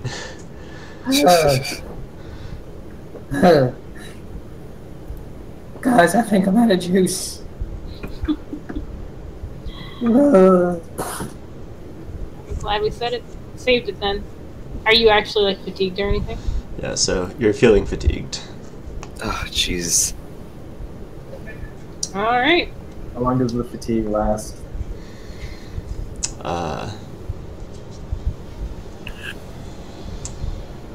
No, never mind. Doesn't matter.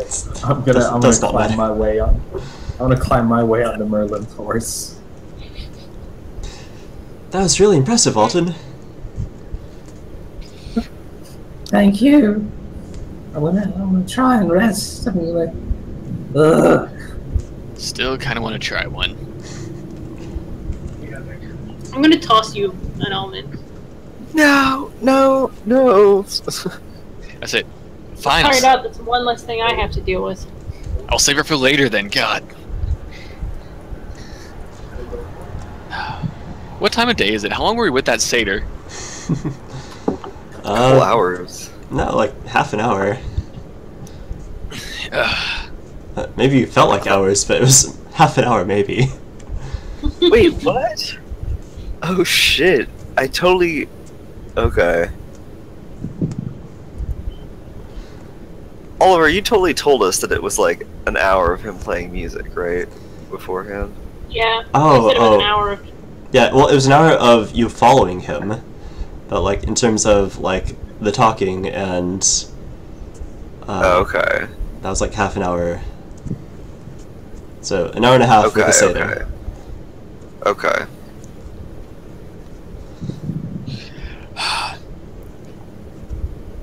Alright. How close do you think we are? Merlin? Well, I mean, I got us in the right direction, but... well, Mr. Tauso said on a horse, maybe a day left or two. Alright, I don't trust a thing that guy said, really. I mean, I guess he kind of did his favor with the almonds, but... I mean, you saw he was like half goat, right? That was weird. Was that weird to you? Well, I mean, people used to call you the Black Ram.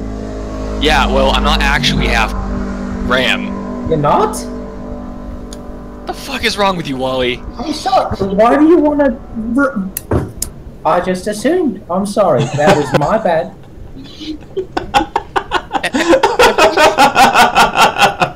I've never seen you without pants. I Everyone, couldn't be sure. everyone, Without pants. Everyone Yes, in you that have arena. seen him without pants. Hang on a second. You guys have been naked and packed together. Wally's just very unobservant, I guess. We had this He's a whole very conversation about you guys unobservant boy. comparing dick sizes. We were never comparing dick sizes, though. Not me and Argus. Lied. Anyway, like, Wally, everyone at the arena had a stage name, right? Like, you didn't think that But We you're were all so named that, hairy. right? You're so naturally hairy. You know what? Why don't you take another almond and run off for a little bit?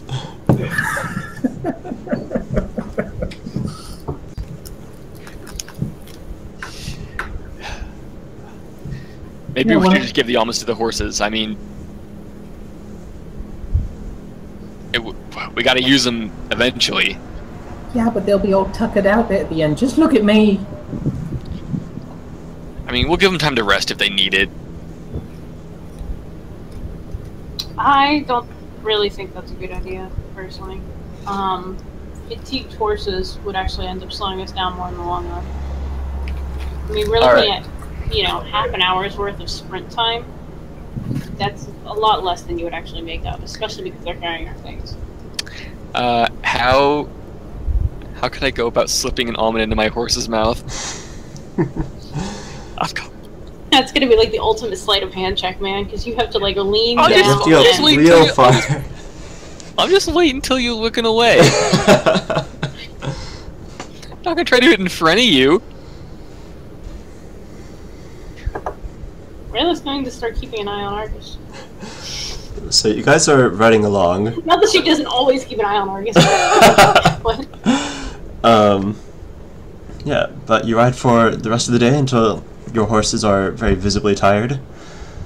As you get off, Merlin takes care of the one that he and Walton have been riding on.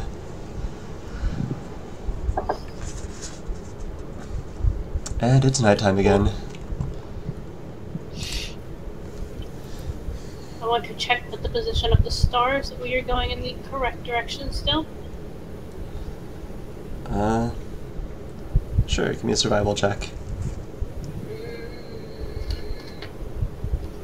Pretty sure we're going the right direction, considering I was looking at the sun all day. But why not? We're having fried catfish tonight, by the way, guys. Yep, seems right. Okay, cool.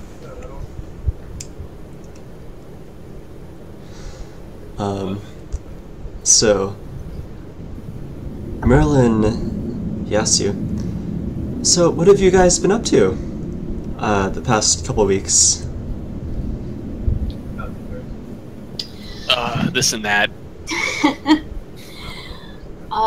We have been raiding tombs, meeting women who are alive thousands of years ago, talking with dragons a lot, blowing up giant catfish. Talking with Usual dragons? stuff. And Well, not tombs exactly. and tell me more. Tell me everything. I'm gonna sing him the song of our adventure. Loot fruit. There you go. Oh, yes. Let me do this because I never do this.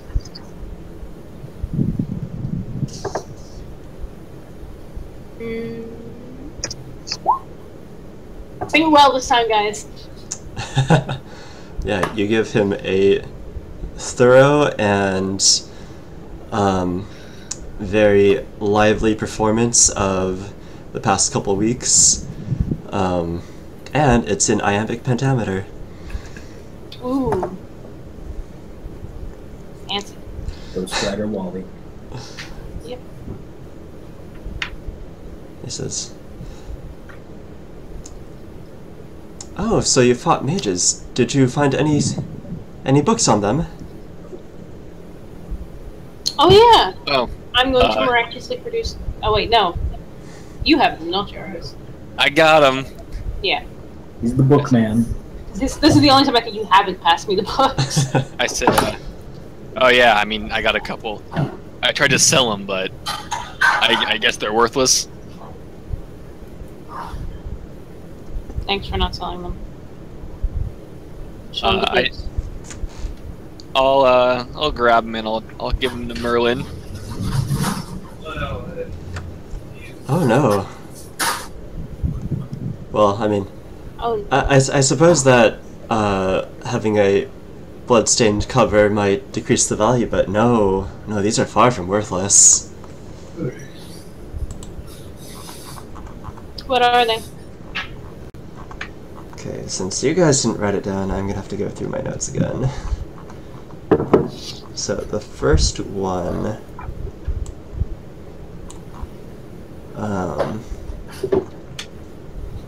he reads it over real quick, and he tells you the first one is a workbook on how to make a mirror of arcane heritage.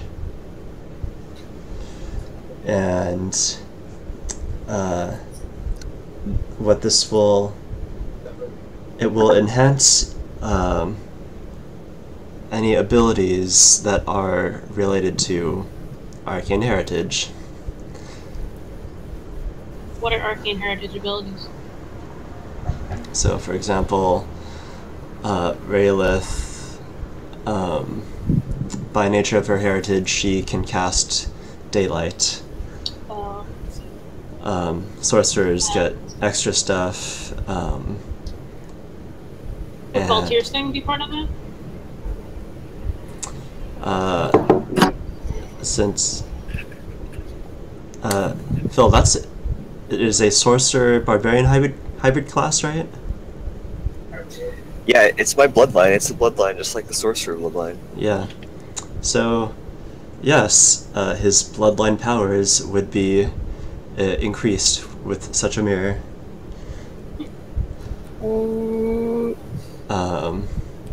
And then the other book is a spell book filled with the spells of the slavers. Well, I don't know about you guys, but I think having a superpower volunteer is more useful than having me be able to make things even brighter. So, Yeah. I mean, know, unless for you the guys shout- really want me to be like super godlike and glowing, which I kind of do, but Oh, I think you're already godlike. So, no, thanks, Marlon. oh, wow. Now he thinks I live forever too, so I mean.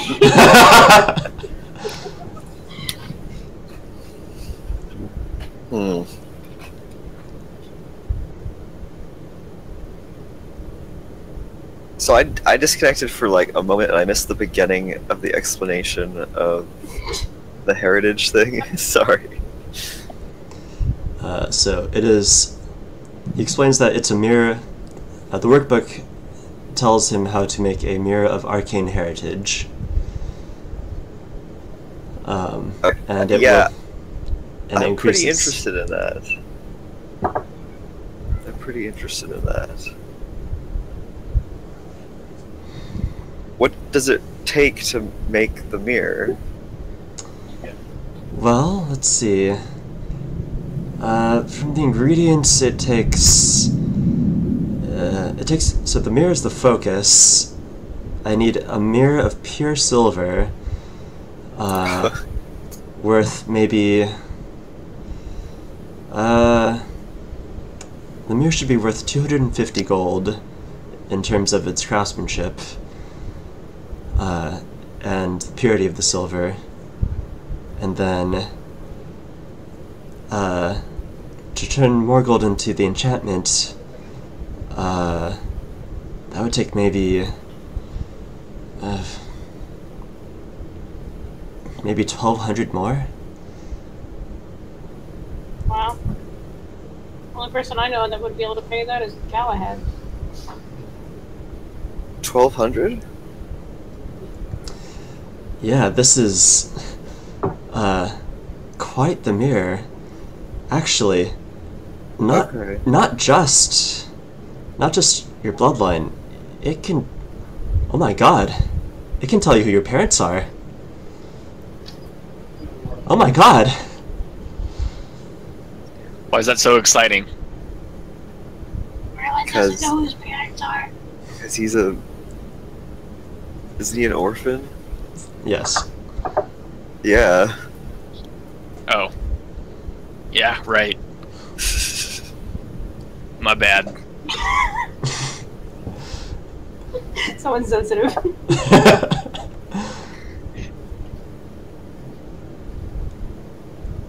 Wait, does Merlin have any arcane... I'm gonna straight up ask him, do you have any arcane, or not? So it's powers, those things. I forgot what they're called already. This is bad. Arcane bloodline? Yeah. Something like Arcane that? heritage. Yes, thank you. I don't think so. People say I'm really clever. But Right. I don't know, okay, magic just sort of comes to me. Here's how this is gonna go down, Merlin. Are you saying that you can make this and it can do both of these things for us? Yes. It can help you find your parents, and it can also help not only increase my powers from my heritage, but will it help me? What else does this mirror entail? I'm kind of a little confused on how it works. Well, I don't know. It's sort of different for every person. Would it be able to work on multiple people, though? I mean, one at a time, I think. Only for whoever's holding it. But it was have multiple uses. Well, yes. Yes. Alright, so here's the deal, Merlin. I will give you all the gold necessary for you to craft this object. You have that much gold?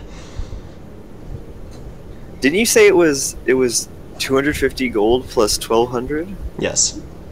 No, Merlin is... Yep. No, that's Merlin's... Yeah, okay, saying that. yeah, alright, yeah. I happen to have around that much, yes. Who are you people? Rich. Merlin, We were. Merlin, we're on the warrior's path, and the warrior's Oh my path God. is laden. The warrior's path is laden with many rewards. Braylith is going to do one of those like eye rolls that like the person like almost rolls their entire head kind of deal, sort of things. She's so over the word. Yeah, kind of. And so she's going to say, actually, we just happen to work for my family and they pay pretty well. Huh, I should get a job at the library. We could hire you. You'd be working for me, though. Is that actually his dream come true? Because I'm starting to suspect. You don't know, maybe. Does he react? Sense motive.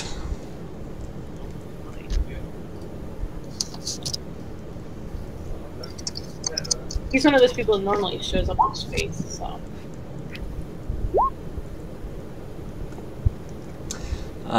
Well, he's definitely thrilled about the prospect of making thousands of gold.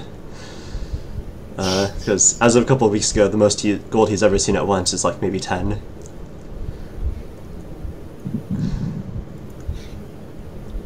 He says, "Why, with so much gold, I can move Mom up to Koden and we can live together and just move the whole family, you know?"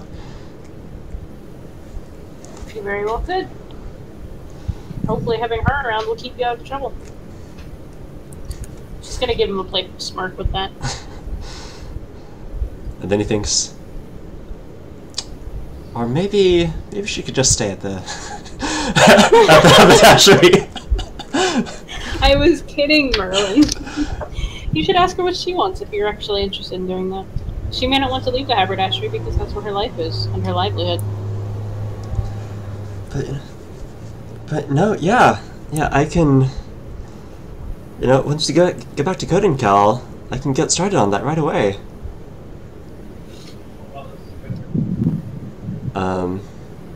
But otherwise, your night has come to an end. Okay. Alright. Can we take a quick bathroom break? Yes. Okay.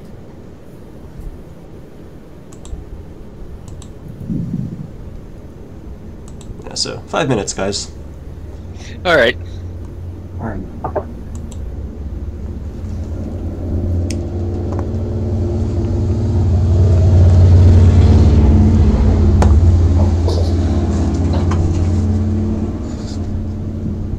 Hey, Luke.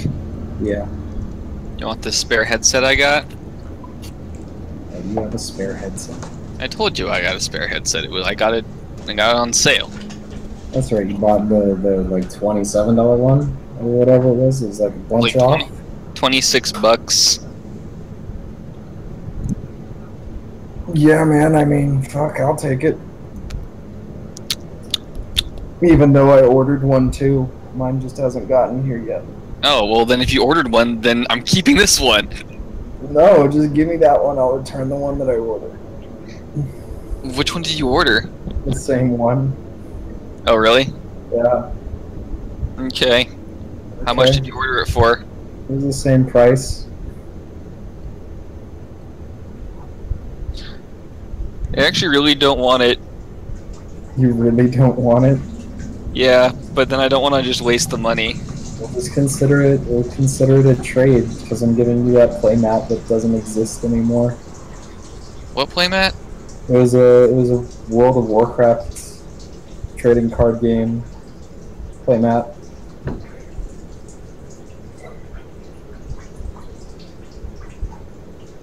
They don't make the TCG anymore.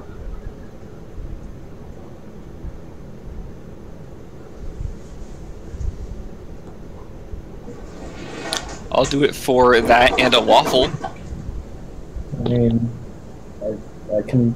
We can go to Honey.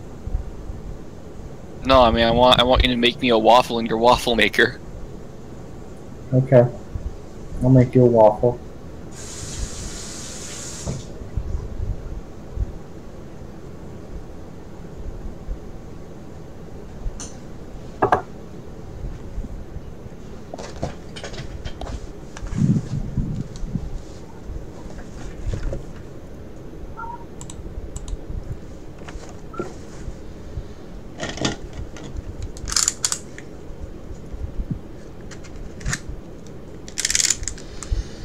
Don't worry, guys. I'll have combat soon.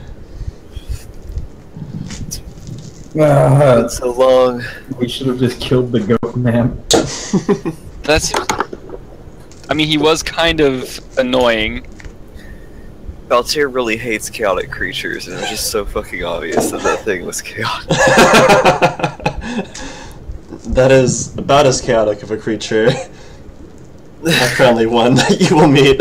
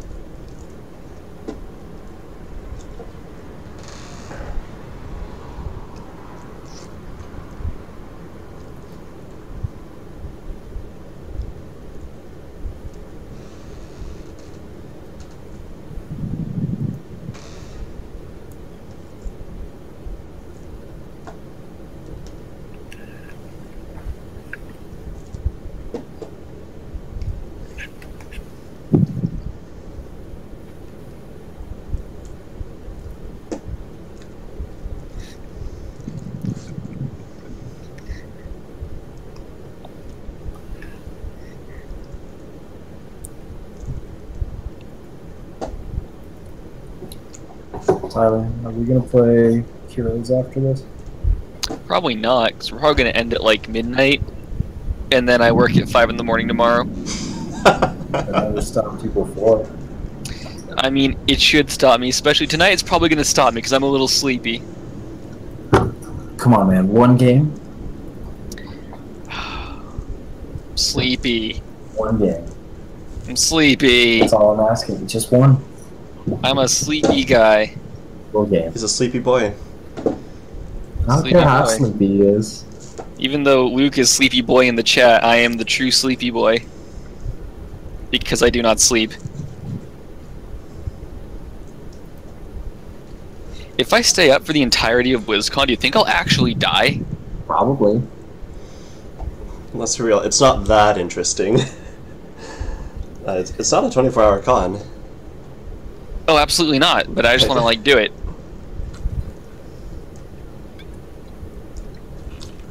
I'll just sit there quietly in the hotel room, awake, throughout the entire night, doing nothing.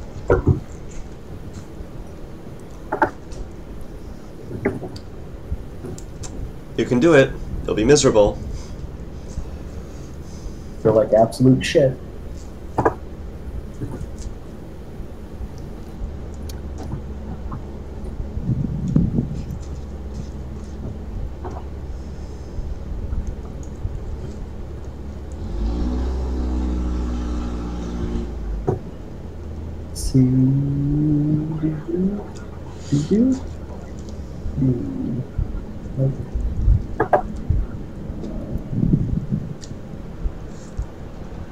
Nothing.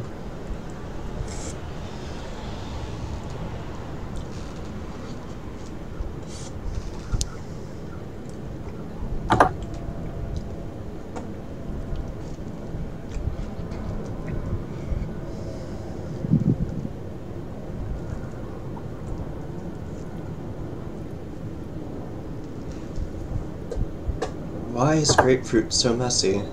Why? Because I'm back. Alright, 1 minute. Wait, is Phil still here? Oh, here.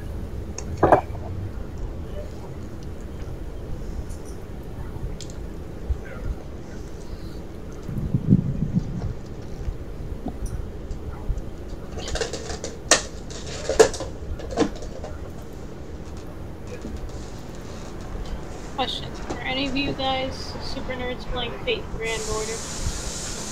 I know people that are really into it, but personally, no. I have not.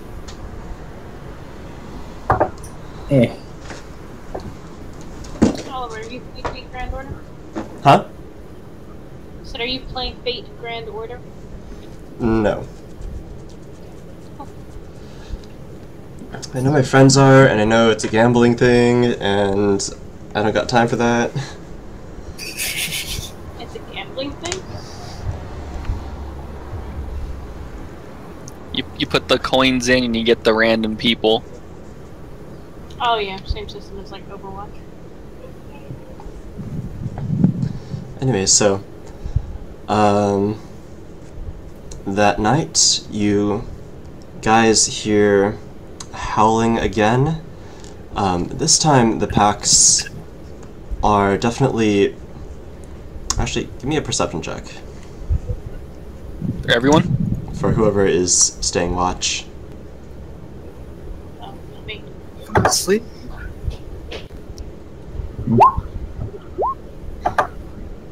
This is my fortitude.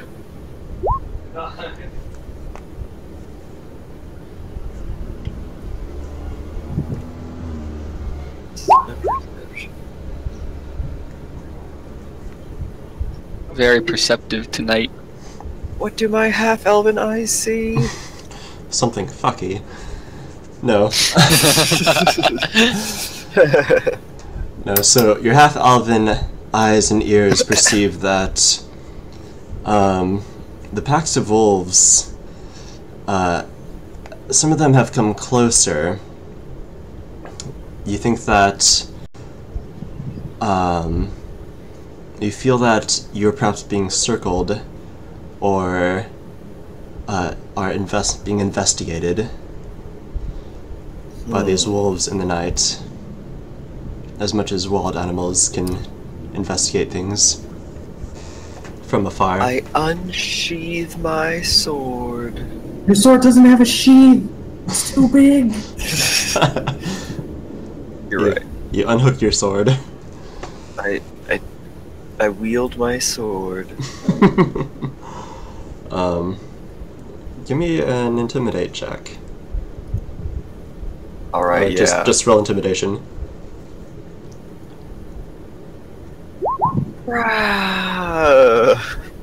Not great. Not great, but not terrible. Yeah.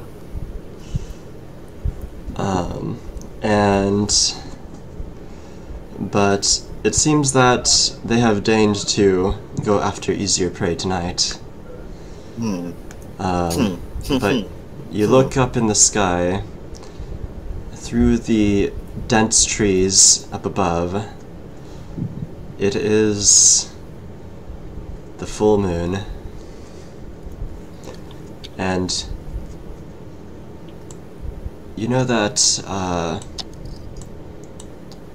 stories have told you that as far as lunar events go for the creatures that care about the lunar cycle, the full moon lasts 3 days, on the day of the full moon and then the 2 days before and after. Yep, okay.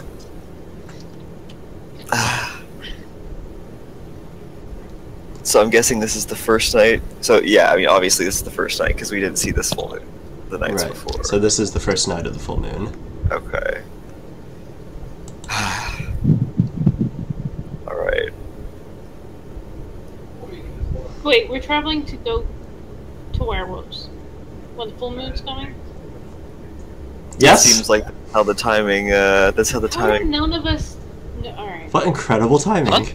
None of us thought to ask about that. Well, I mean, it's not like we could wait or do anything about it because we gotta save Granny. Yeah, but it's just like one of those.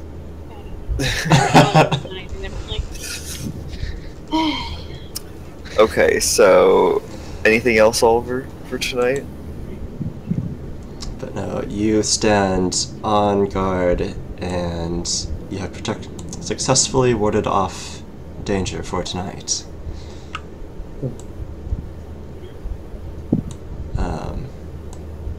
Awesome. And then in the morning, you guys have yet more catfish.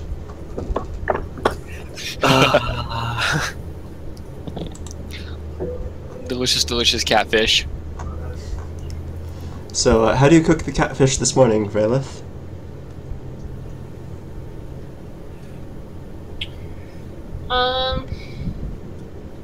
I'm actually going to give us all a break from catfish this morning and make like a more basic standard breakfast porridge.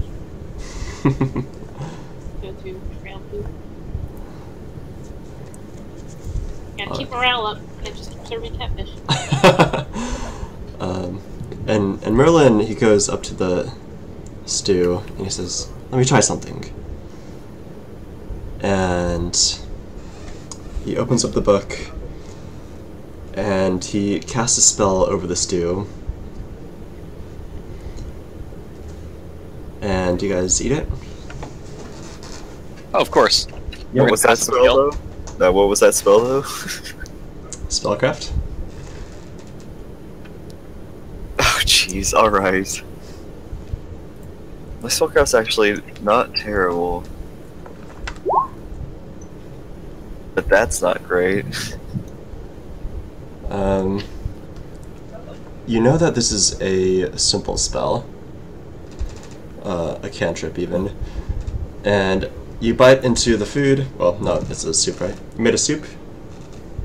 Or porridge, right? Porridge, yeah. This tastes, even though there's no honey in it, it tastes like honeyed porridge. Nice. Mm-hmm. That's pretty good, Rayluth. Delicious. And you guys continue on the way. And Yep. as you guys get closer, after about 3/4 of a day of travel, Merlin tells you, I think I recognize these woods now. I think I can lead the way directly to Grandma's house. Yeah, it's coming back to me now. Nice. Cool. And soon enough, if this will just load for me, you come across a small cottage in the clearing. There are cobblestones leading up to the house, and it's a very short house, very squat. You can tell that this house is not made for humans. This is made for halflings. The ceiling is like 5 feet tall. Wait. Be nice, Argus. Yeah, exactly.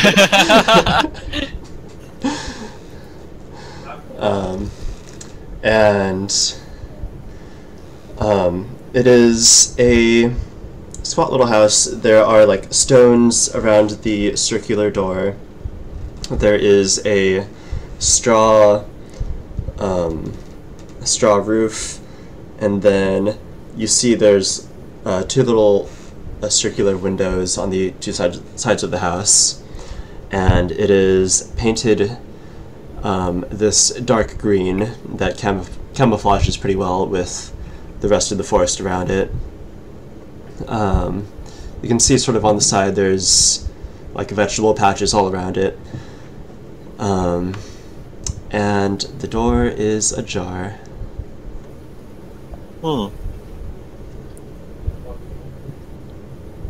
Do you know whose place this is, Merlin? Yeah, this is Grandma Flo's place. Oh, geez. Oh, okay. Well, makes sense. I mean, his building's a halfling. Yeah. I just didn't realize that the first house that we would see would be the grandma's house. But also now I'm imagining halfling werewolves, and... Oh no. Werewolf. They're like corgis. Well, Alright, yeah. The door's ajar. That's pretty weird. I'm gonna run up and yell out, "Is anyone home?" You get off your horse and run up to the door, yell inside, anyone home? And there's no answer. Guys, back me up here. Merlin says, that's no way to introduce yourself. Grandma, are you here? It's Merlin. And he opens the door, and you guys see inside this little cottage. It's a wooden floor with very small furniture. As it happens, the same style of furniture that you saw in Merlin's room back in Koden Cal. And it's like squat and stools and stuff. But from the dust inside the doorway, you'd think it's been open for more than today, at least. I make a mental note. Marlon, what is your grandmother like? Does she go on trips places? No, she's pretty much a homebody. She just sort of Her body's not home, so... tends to her farm. I wonder if she left without responding to my letters. Oh, we should check the letters.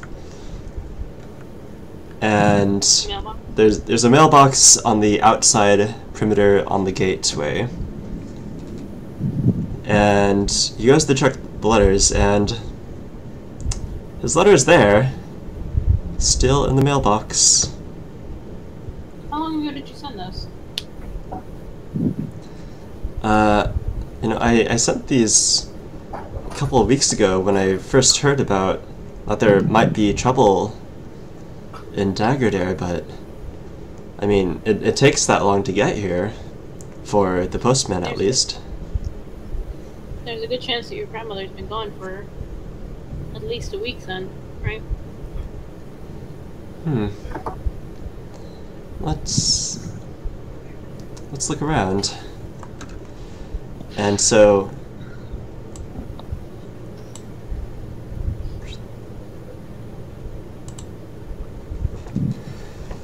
he walks around the vegetable patch, and there's another enclosure out there with rows of beets and radishes that you see. And in this vegetable patch, there is a stump, a tree stump. It has like 8 gnarly roots coming out of the base, just sort of in the grass around it, in the dirt around it. And sitting on top of the stump, you see from behind is the figure of a halfling female, wearing a pinkish dress, just sort of head up, apparently watching the sky. And Merlin says, Grandma! Oh, Grandma, you're here! I'm going to go up to Merlin and grab his shoulder so he can't run to her.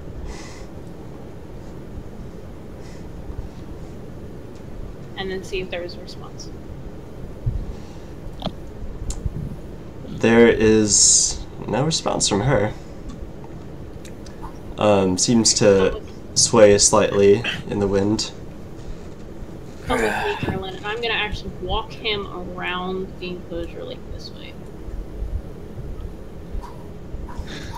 Which way is she facing? Can you like point it out for me? Yeah, she is facing. If it will let me. Come on. Okay. Yeah, I'm walking Merlin around this way. Wait, is that just a scarecrow? He thinks it's his grandma, so I'm going with it. That's a fucking trippity trap if ever I've seen one. That's why I'm walking slowly around it. Do I see anything now that I'm like over here 90-degree angle? Is she just staring off into space? Does it look like a grandma? Merlin needs to color spray his grandma.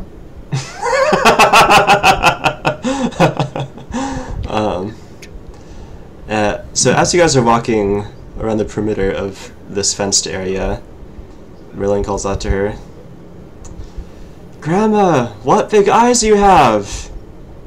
No response. I said, what big eyes you have! Grandma? And as you... So, you see the side of her face now, and it is white as death.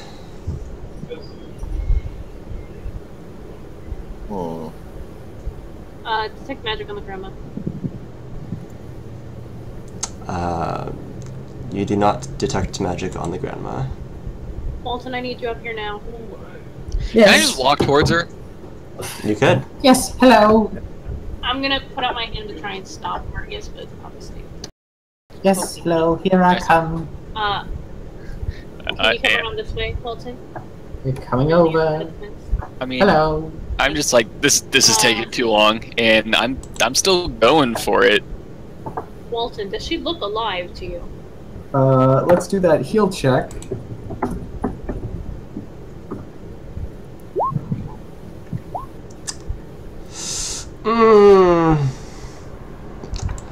That's a negative. She does not look alive. Anything happen? Does anything happen as I approach her? So, not well. Say how close you're getting. Marilyn, I need you to just keep calm and keep your wits about you. Something is wrong with the situation. Okay. I'm up next to her then. Go ahead, Argus. What works out for the better. I'd rather have you touching her first than anybody else. Highest AC in the game.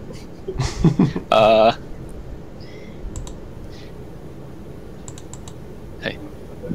Yeah. Hello? Hello? So. And I'm kind of like behind her still. As you go up to touch her, the roots... Not touching her yet. Well, this doesn't care. The roots around your feet from the stump that she's sitting on, you see now as you get closer that there are very fine, tiny tendrils coming out of the stump and keeping this body upright and like sort of swaying in its seat. And the roots all unearth all around you. And everyone roll initiative.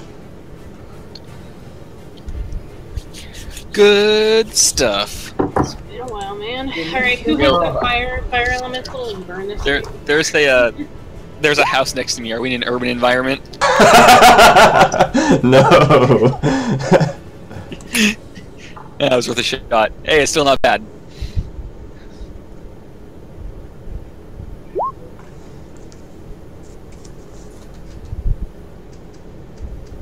Wait. Luke, why is your initiative +7? +1 dexterity modifier, plus reactive, plus improved initiative. Oh, I didn't know you took that. Is he super Wally, that's why? Oh yeah, you redid Wally, huh? Yeah, because I had that one useless feat that you told me to get rid of, so I got rid of it. Because we thought it was good, and then we learned that it was not, was not useful at all. All because it linked to the wrong thing on... Yep. All because that website is broken. 19. So, Walton, you are quick on your feet. You go first. Do we really have to fight a grandma? We're not fighting the grandma, we're fighting the thing keeping her in place. 5, 10, 25. Alright, I'm gonna fight grandma. I'm gonna protect you, August. Hey-ya! So as you get closer, you see it is the stump, and the stump has 8 tendrils rising out of it from the base, and down the front is a long line of teeth from this gaping mouth that the grandma was sitting on. And as you waken it, like, she just falls to the side onto the floor, this corpse. This is a monster that I'm actually familiar with. This monster is from, like, D&D version 2. It is an old monster. When they got really fucking trappy with all the monsters.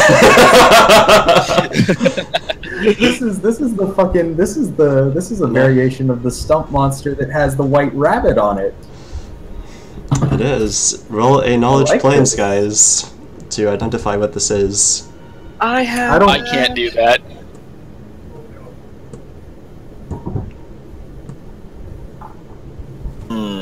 That's a good 3, Phil.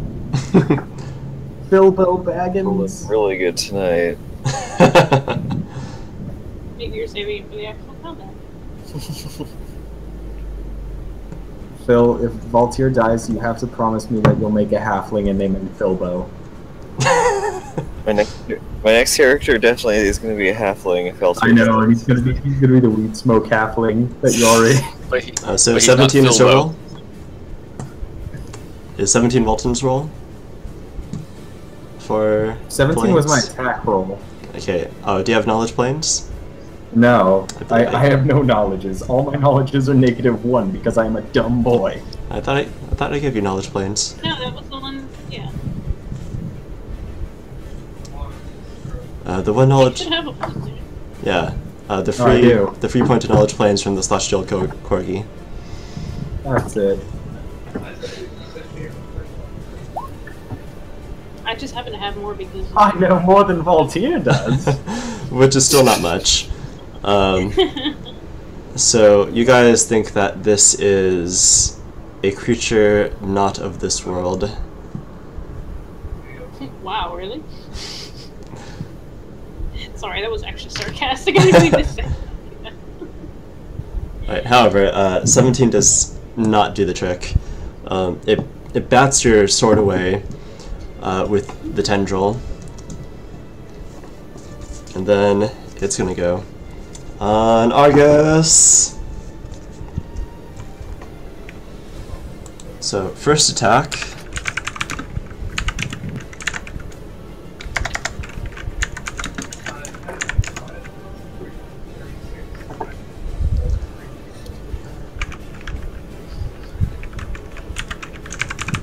How many attacks does it have? Oh my gosh, it's got a plus 12 modifier. So that is... It's tricky. So, first thing, it goes up and with its huge row of teeth, it takes a big bite on you for 8 damage, and then starts slapping you with the tentacles.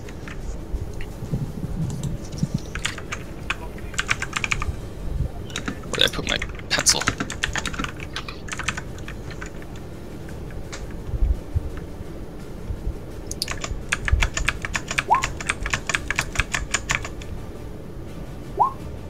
Where did I put my pencil? Is the theme of the game.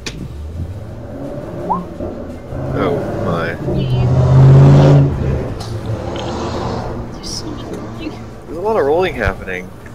There's a lot of rolling happening. What's your AC again? 23. 23.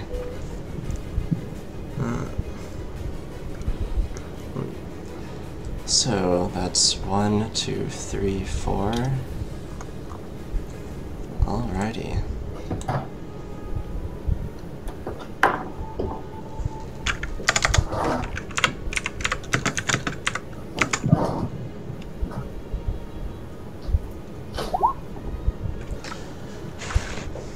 And yeah, so you take, you are smashed in between these 8 tentacles that are all whipping you about, and you take 14 damage. Ooh, that's no good. Argus, your move. Alright, I am going to first. I'm going to just total defense with my standard action. This thing doesn't look like it can move, does it?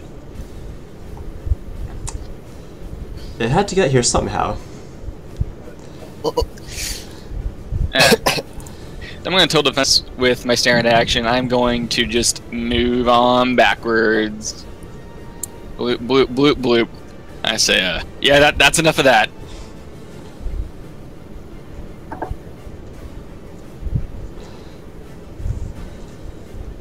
Can I move? Am I good? That's like it's an attack of opportunity, right? Just have higher AC. Yeah. Yeah, I just tilted defense first to bump that up. Okay.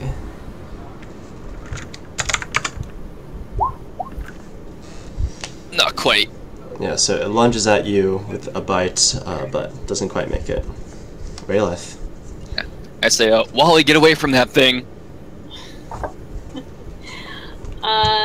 I'm actually going to turn to Merlin and say, "Don't get close," and I'm going to.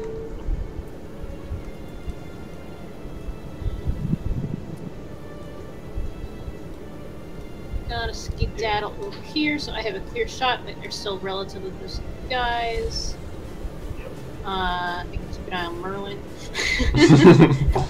And I'm going to let's just shoot it. Let's shoot it. That's what I'm gonna do.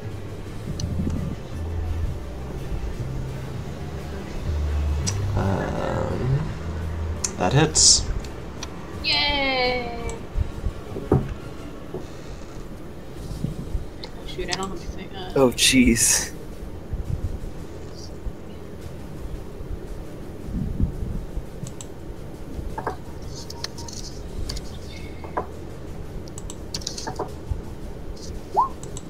Whoop.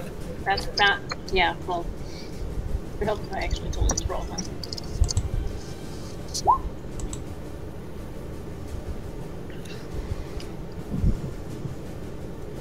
Alright, yeah, it takes 11 damage as you get a good shot, pretty clear into the bark. This, and 2 more tentacles rise up, and at the end of these tentacles there are 2 bulbous eyeballs, like a snail, and they're looking around at you and everyone and everything around here. That's kind of gross. Well, Tyr's up Can next. I do a... Oh, no, I guess not. You want to do a knowledge check? Yeah, I was gonna see if I could do another knowledge check. On what? Just to know if it's actually wood. Like, material-wise. On the creature. Can we burn it? Is specifically what I want to know. You think... if anything else fails, kill it with fire. Alright. Guys, kill it with fire! No, I'm kidding. I apologize.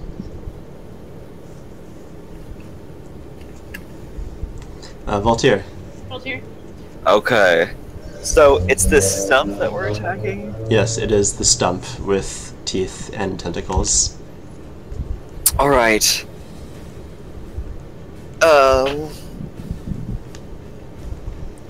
Okay, so yeah, Voltaire is going to...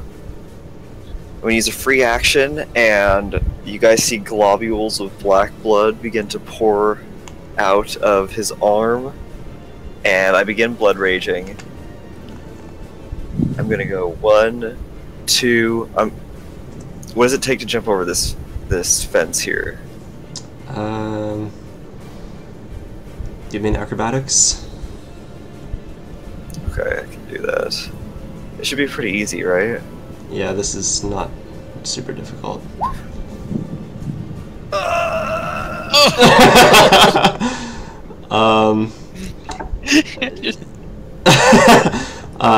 As you try to jump over, like the fence collapses because of your weight and the weight of a 100-pound vest and everything else. It simply cannot bear that.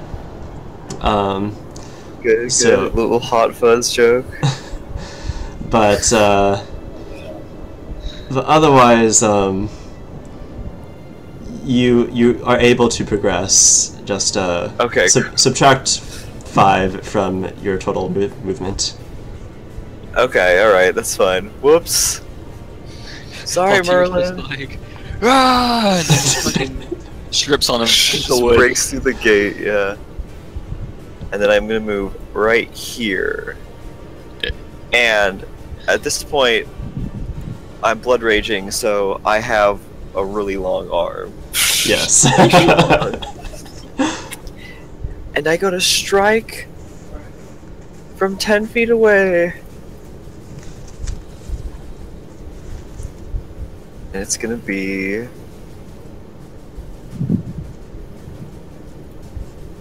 Boom. That's my hit. Not quite. In this forest of tentacles, you have your tentacly arms. It has its tentacly roots.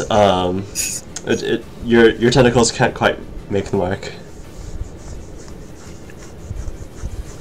Okay, next Alright, up that's the end of my is turn. next up is Merlin. Sorry.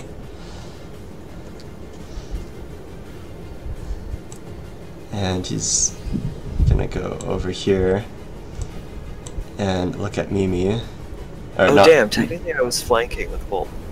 But that's my bad. Sorry, not Mimi, Flo. And let me double check this spell again.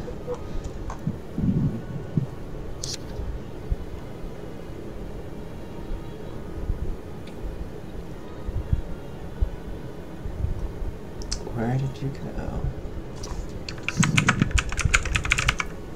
There you are.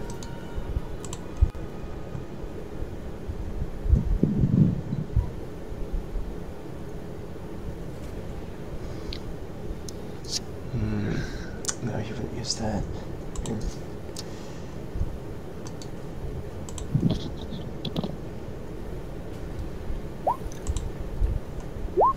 I apologize for the rolling. I'm just testing stuff right now. Making sure it works.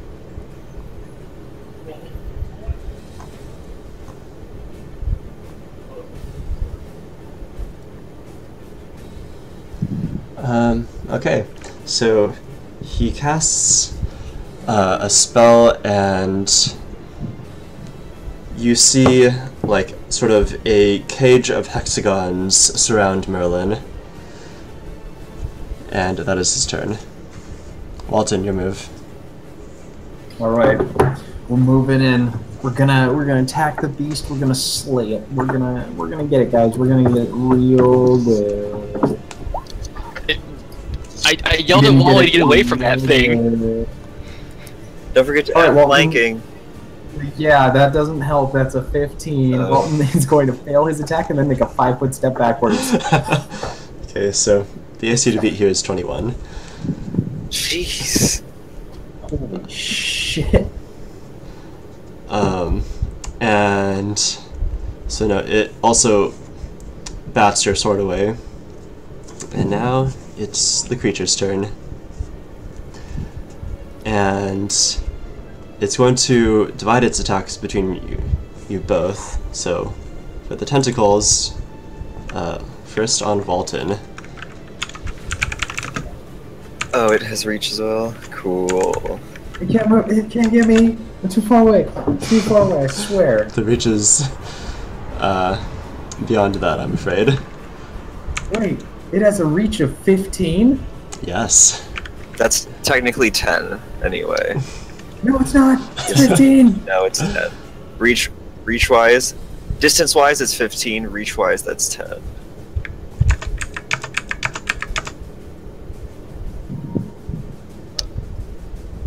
Ooh. It gets 4 attacks.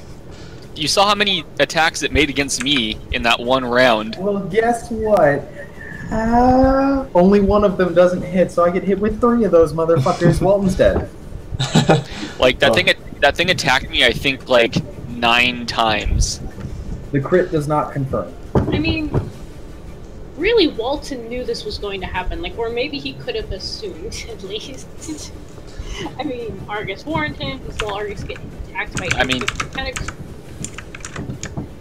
So 3 of those hit. Walton dies of his own fault once. 3 of those hit. The crit does not confirm.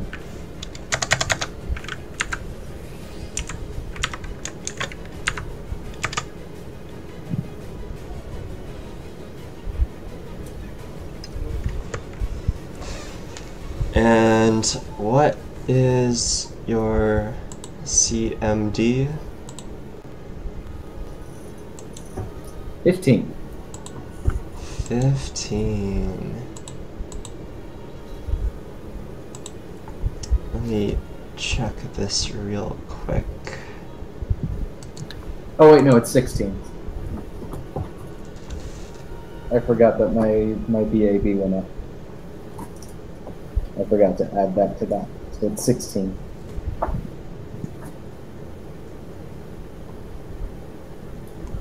Yeah, it's gonna make a grapple check on you.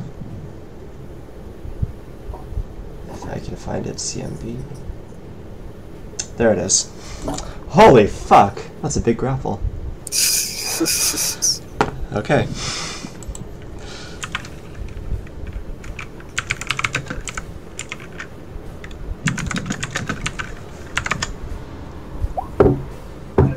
The critical fail. Oh, It's a Jesus. critical fail, but it still makes it? No, you can critical fail combat maneuvers. They're just like attacks. Yeah. No, so, like, you see those tentacles sort of, they smack you around, and then they sort of, like, tangle on each other, trying to get you, but, you manage to escape. But, our Valtier... Yeah.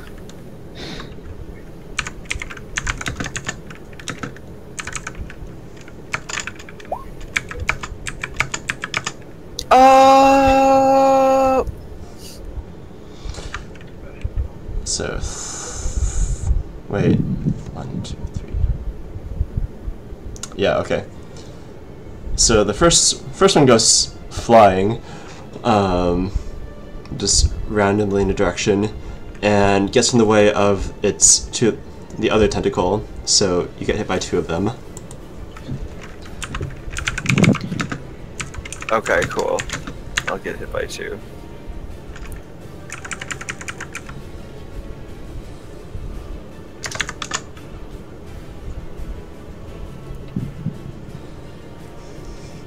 For 7 damage, and it's gonna try and grapple you.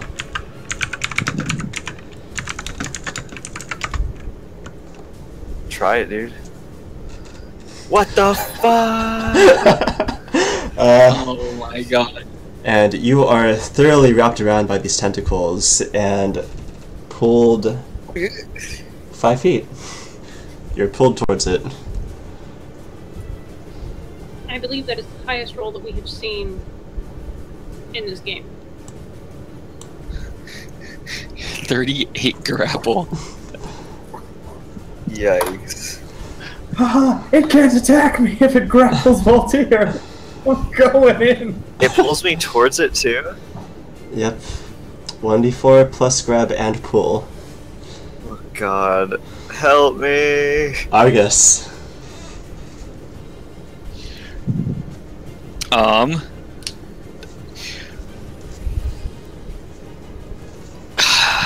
Shit. Say. I say, wow, Valtier, you really want to hang out with that granny for a while, huh? I'm gonna reach into my bag and pull out my little red rock. I don't know what kind of, I don't remember what kind of action that is because it's like, it's in my bag. I think that's probably my full round to like fish it out. Full round? Get an item from your I don't bag? know, because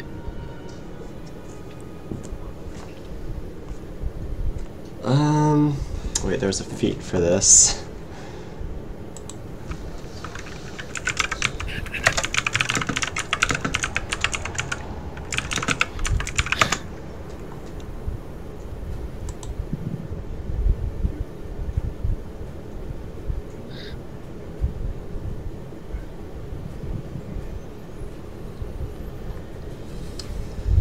So Noctis has a feat that makes getting items a swift action. So the normal action must be slower probably than that.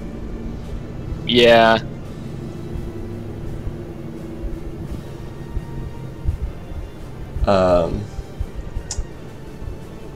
Whatever. Shit, why can't I remember this? We'll say that's a standard action to fish out an item. Okay. For now. Alright, yeah, I'm going to retrieve the red rock. And I'm gonna tell everyone else Alright, Voltaire fucked up, but you all stay away from that thing. How did I fuck up? Wally fucked up just as much as me. Well, he's not the one grabbed by tentacles, so I'm also going to... How far does it look like these tentacles reach? Because I want to make sure I'm clear of...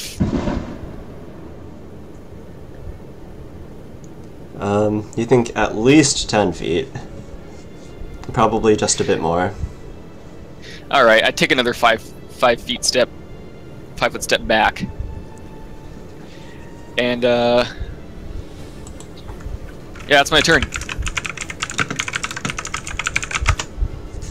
Brayleth. I wish I had incendiary rounds, but I don't. I'm just gonna shoot it again. I don't know anything else I can do. And Voltaire's conveniently out of the way still. Yeah. 24. That's a hit, right? That is a hit. I mean, with your gun you only need to hit a 10, but... Wait, really?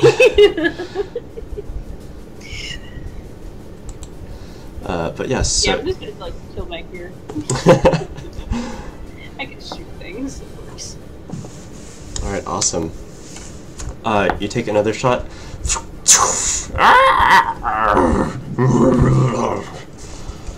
Voltaire. I like the sound effects. I make a CMB check to attempt to escape the grapple. Alright. Jesus. Cool.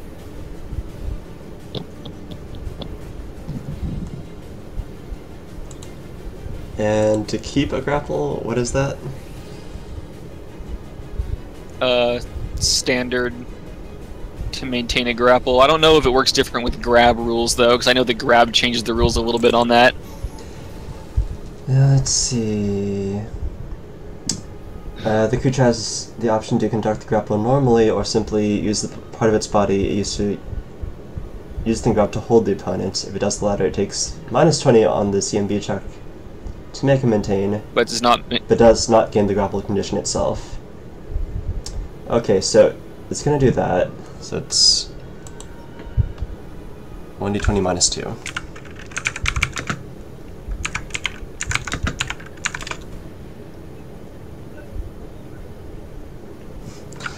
Oh, that's good. Oh, Nice. Surprisingly, you managed to get out of this. Yes! Run! Yeah, I'm outie.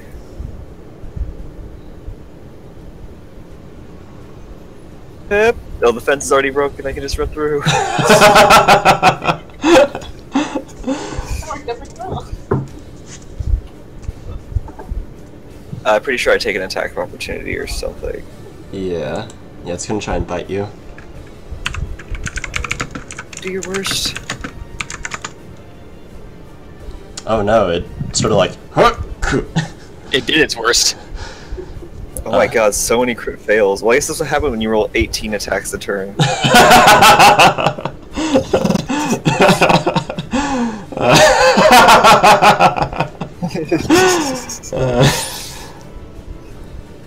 So, Merlin... Let's see.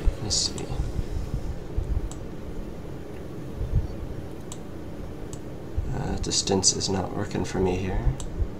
Come on. 25. So... Curious to see if Merlin actually has any like legit attacks now instead of just shooting arrows.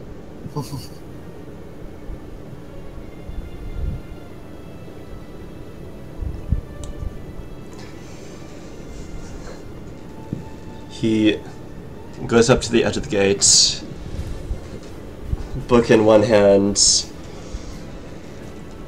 Toss you got in Florende. And a cone of fire jets out from his hand, engulfing this whole area. Oh, he's burning Granny. That he is. At least he grasps the situation. Let's see if it can make a reflex save. I was really hoping it was going to have to go that spell with Fireball. That was my go-to when I played.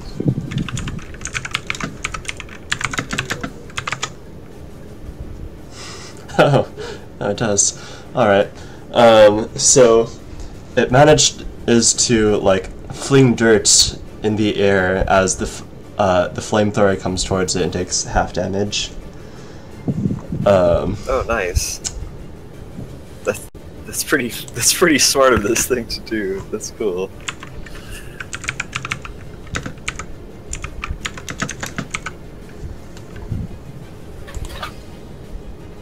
It has a brain, it's even more dangerous.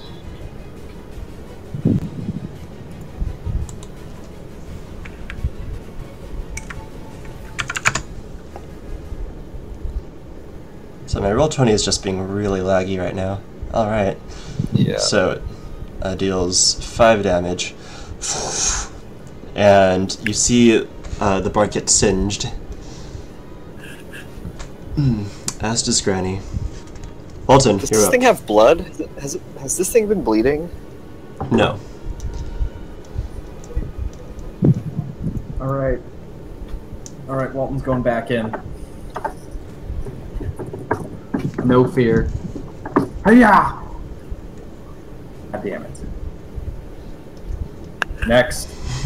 I said, Wally, don't make me drag you out of there myself. I tried to fight it. It's trying to hurt Grandma. She's already dead, you idiot. It's trying to desecrate the corpse of Grandma. I was going to say, you're the one who confirmed that she's dead. Alright, Wally, I know you like to fuck around a lot, but you can actually die here. You know that, right? That thing hits hard. I'm a teenage I'm actually- boy. I'm actually, like- invincible. I mean, I'm pretty bloodied up. And you could probably notice that. Like, I went from having no blood to a lot of blood on me very quickly.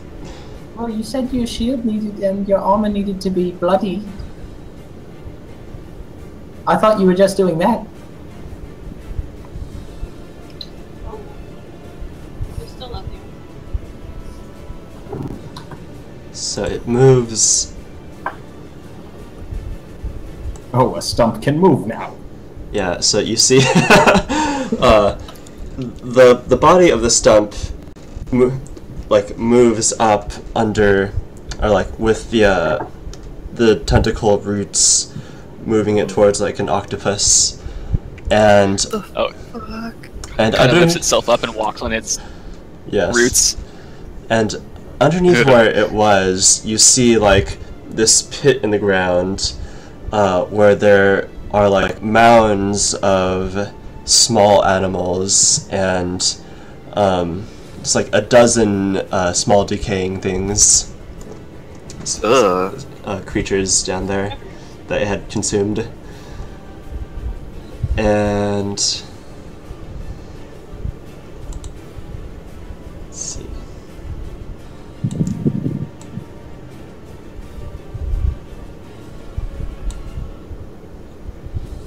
Come on.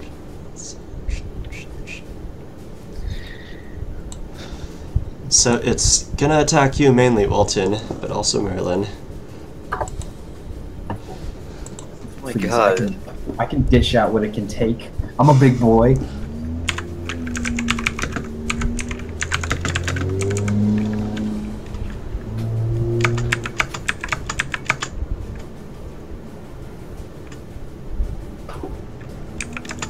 Man, this thing is really good at failing. Pretty good at, like, hitting too. Yeah, I mean, it's hit just as much as it's failed. Well, I mean, I'm pretty sure the hit to fail ratio is like pretty skewed in the hit's favor. yeah, but I mean, have you ever seen so many ones just... I also haven't seen this many attacks. Right. Wait, So- how can it make a full round attack if it moved? It moved 5 feet, sir, and also it has reach.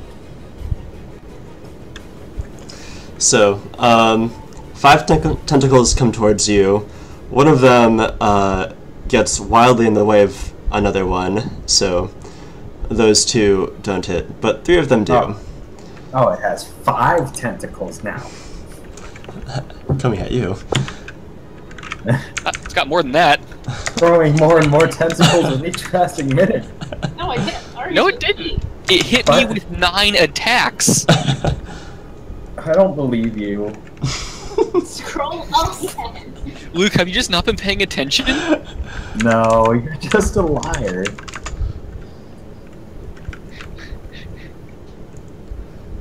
And then to Merlin.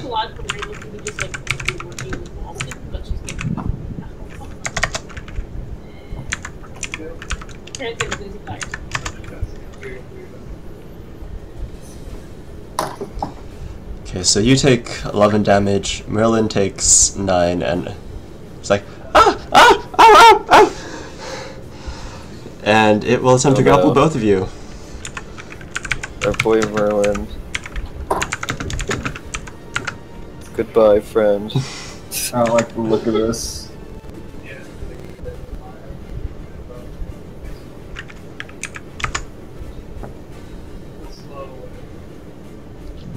Oh wow, you're both quite well grappled.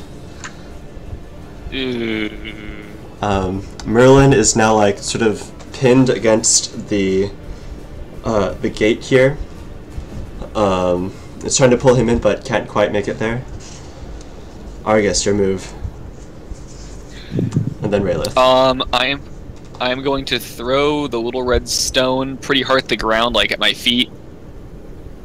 Alright. I'm gonna see if that guy knows what he was talking about when this thing was cool.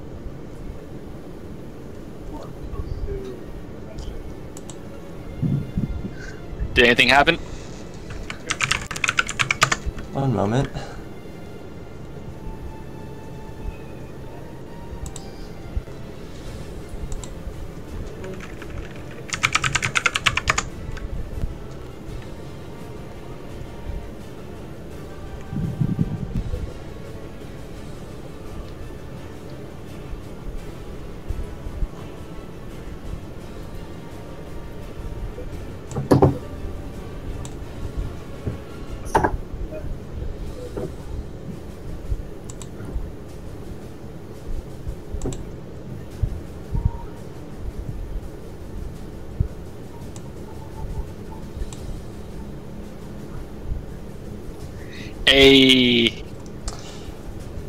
So you throw this ruby gemstone onto the ground, and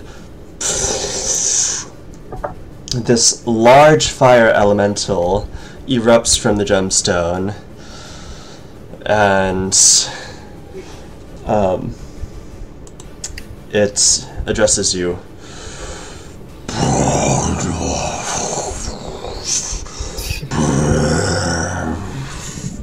I don't think I speak that. What is it, Celestial? Do you speak Ignan?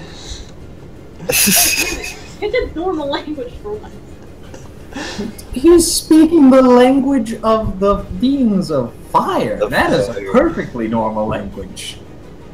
Ignan is literally the language of the plane of fire, so... And then I am going to point at the stump as it addresses me, and use Freebooter's Bane, and say, kill it! And that's it for my turn.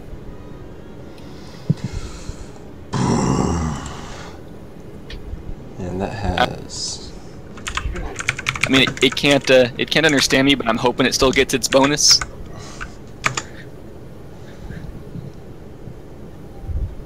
That should be plus 9. Well, I mean, I'm pretty sure the phrase "kill it" is one of those that transcends the language barrier. Okay. Can I roll a knowledge check to see if this guy would actually know Celestial or some other language? You can attempt I to don't talk to have it. knowledge planes. No, like in my turn. Talking is a free action. You can yell at it if you want. Oh, okay. Also, I'm really hoping that Rayla didn't notice that I just threw that red rock we found in the pyramid. Oh, she did. She just. This is kind of a situation that makes sense. So it takes very fast steps forward, and like it doesn't step over the gate. It steps through the gate, and the gate bursts into flames as it steps through it without regard, and it makes 2 slam attacks. I think it gets 1 because it moved, yeah?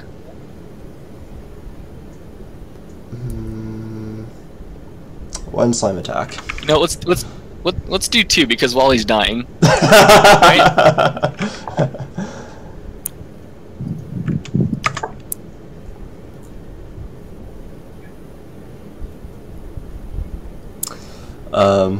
So very quickly this stump thing, even though you're also flanked with Walton, so it like sort of fills up a flurry of dirt and dust, and with its like octopus-like movement manages to dodge out of the way just in time. Raylith. Shooting it again. Alright. Roll to confirm. Sure. That confirms. Oh, really? Wait, The touch AC is 10. Like, see, this is why people. I'm not used to this. People say this is why people say gunslingers are OP. I mean, the whole reloading thing and all that kind of makes up for it. Yeah, but I got that taken care of. So thank you, Tyler. You're the number one reason I can do this. That times what? 3, 2, why not? What kind of gun do you have again? Musket. Let me see. This was. I don't have that information in hand.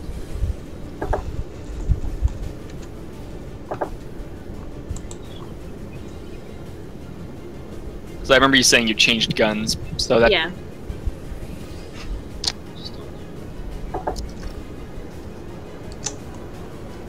Oh shit! It's actually bigger. It's this big. a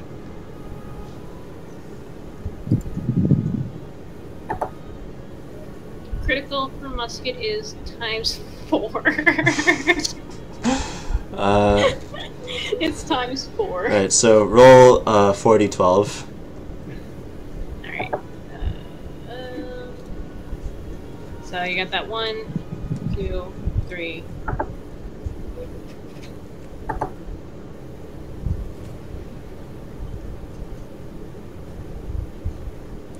14?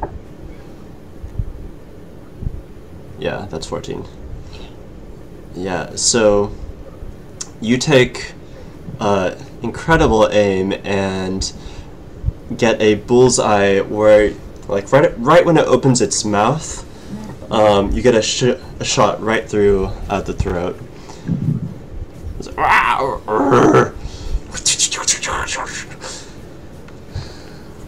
Voltaire. Alright. This is a big fire elemental. It is 16 feet long and weighs 4 pounds. Oh, 4 pounds, huh? Fire's pretty light, dude. Alright. Gonna step right there. That's 20 feet. Okay, alright, yeah, so that's 20 feet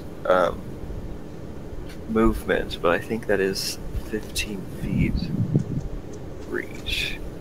Alright, so Valtir is getting pretty pissed. He's been blood raging for a while now. The blood's kind of starting to take over, and he's got his extra long arm, his 5-foot extra long arm, and he says, "Oh, I want to hit it, but I don't want to get too close." And for the first time ever, he begins to channel his magical energy from his blood, and you all see that his arm, in like an explosion, like of more blood, his arm grows an extra 5 feet long. What?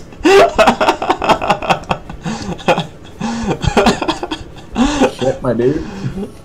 That's new. Alright, what's gonna yell? I cast Long Arm. Big ol' long arms. Is that your turn? Yeah, that's a standard action, and I moved. So yeah, I have that for the next 4 minutes. So Merlin is going to try and get out of this.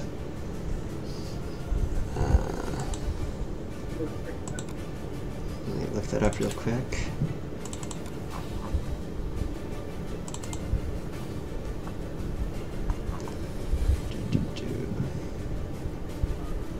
And he rolls the CMD, right? Or CMB to get out. To get out? Yeah. Gotta roll that CMB check. Kimble. Alright.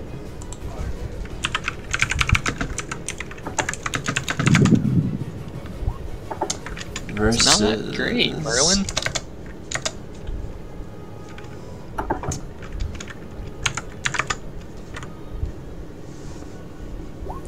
But he does. Oh no, it's not against the creature's CMB. It's just against their CMD. The one who is being held has to roll a just plain CMB check against the CMD of the creature that's grappling it. Okay. Well, it's CMD. Guessing it's higher than 10.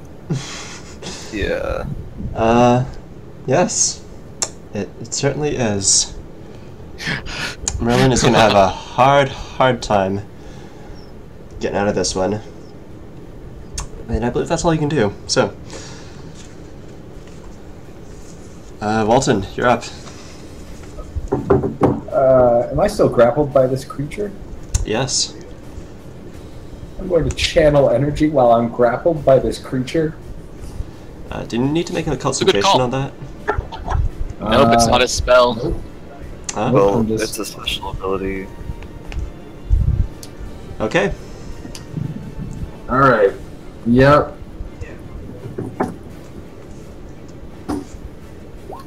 That's the good roll. Nice. That's a 30, I don't think- 30-foot radius. I don't think I'm in range of that actually. You are Nope. just out of range. Valtier gets it. Grandma, dead grandma gets it. Merlin gets Grandma. it. Raylan gets it. Fire Elemental Bro gets it. But the stump, fuck the stump. My selective channeling says fuck the stump. Alright. Everyone around except Argus heals 10 HP. Yeah. So Merlin was looking pretty bad over there, but much better now. And now this thing is going to...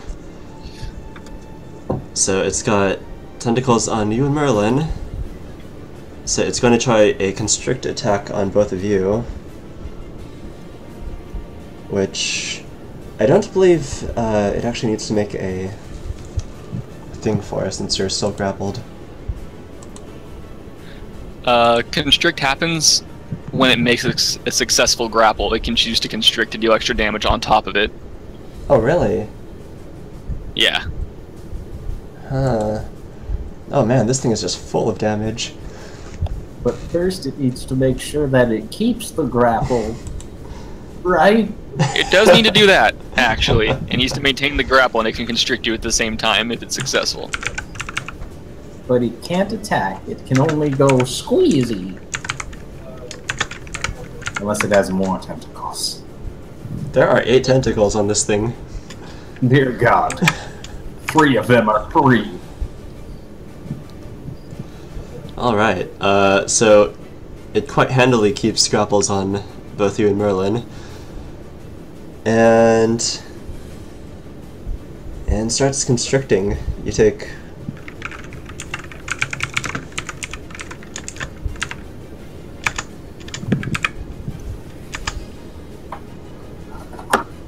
You know what? I like this whole constricting thing better than its just regular attacking thing. I like that. And then It's gonna attack the fire elemental.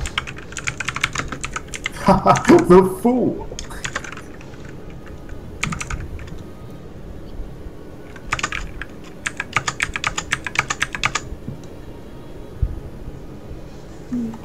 Against AC of 19. So, oh, let's confirm that crit. You crit the fire. Oh my gosh.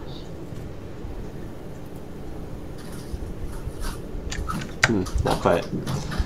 So.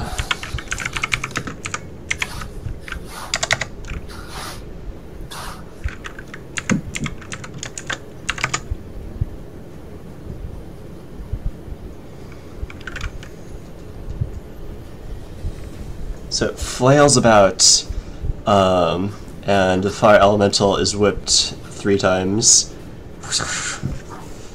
Argus, your move. Alright. Good question. Real quick.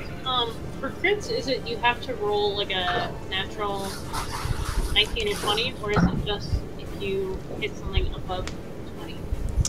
No. What is it? So it depends on what weapon you're using. So the slash, like 19 to 20, or slash 20, indicates your critical range. So, like on a weapon, like your musket that only crits on a 20, that is a critical hit. But you need to confirm the crit, which is to say, you need to roll an attack roll again, and then if it beats your opponent's AC, then the crit is confirmed. If it doesn't beat the AC, then you just get a hit, just a regular hit.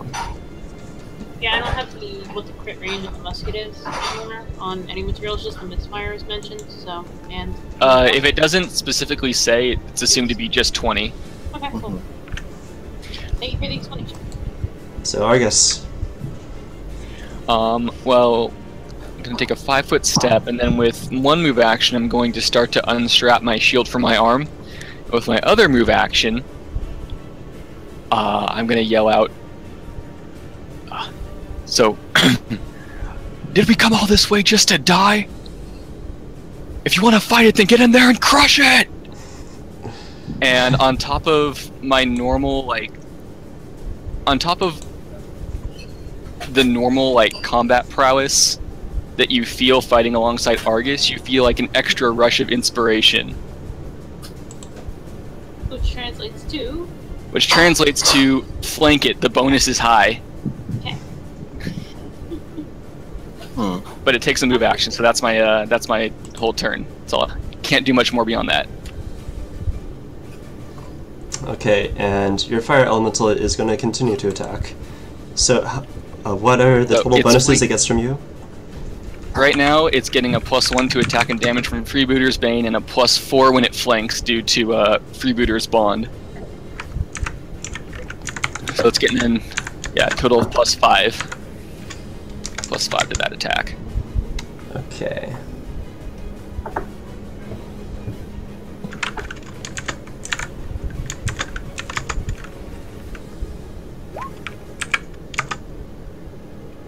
Nice. Alright. That's better. And the creature is going to have to make a reflex save for the other ability your fire elemental does. Once or per attack? Let's see.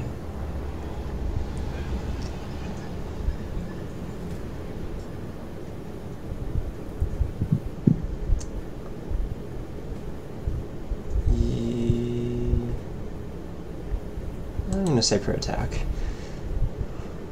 But +6, okay.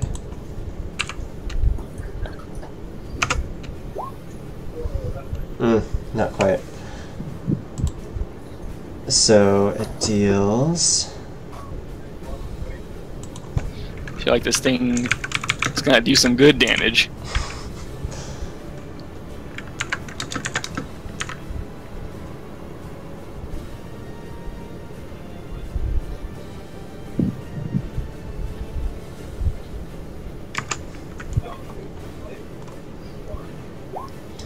So it deals. Hey.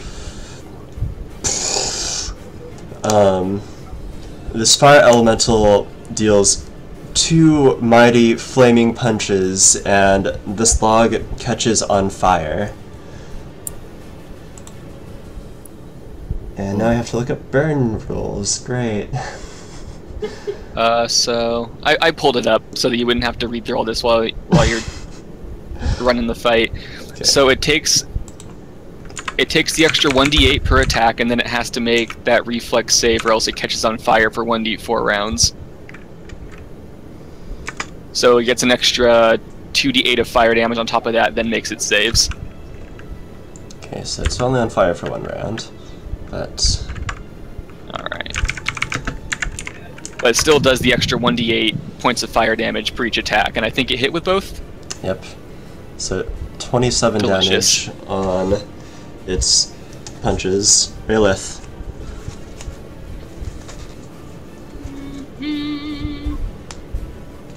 Hits. You It doesn't do much. you hit it just on the side. It's now that it's on fire and like flailing about with all these tentacles around. You're not super sure where the main body is since it's moving around a lot. But Voltaire. Alright. So, Valtier is gonna move. He's gonna go, "Help!" and jump over the fence. Acrobatic attack. Wait, when did you even get over there? I just ran over there right now. And so, now with my extra long arm, I'm flanking with the flame elemental. Nice. So you get Alright. +4 +2. No, +5 total from Argus. Chop! How long And does you the hit. elemental last? We have no idea. You don't know. Maybe we can keep it as a pet. Boom! I've come down with a super elastic slash. super noodle arm slash. Ah, the big noodle. Yeah, so how do you do this? Oh, okay. I pull back this elastic arm and it like swing like flies back, and you guys just see it's like all made of like long tendrils of blood. And so I pull it back and it's like my fist is like 15 feet away from my, or sorry, 10 feet away from my body. Well, no, it's actually it's my arm length plus 10 feet. My normal arm length plus 10 feet, so I pull it back, and with like this just massive amount of elasticity, it just swings over and arcs and like smashes down on top. Yeah, with this incredible momentum, you've been able to like sort of trebuchet your sword just straight downward, and you split this log in half. Yeah. And it goes. And Walton and Merlin, the tentacles gripping them just sort of flop around, but are no longer constricting you guys. And the flame elemental, you guys see that the creature is dead, but the flame elemental is still just going at it, and it is just burning up. And like after like maybe a half a minute more of it just like sort of eventually just sitting on the what was a tree stump is now just ash, and the flame elemental in a whirlwind tornado of fire disappears.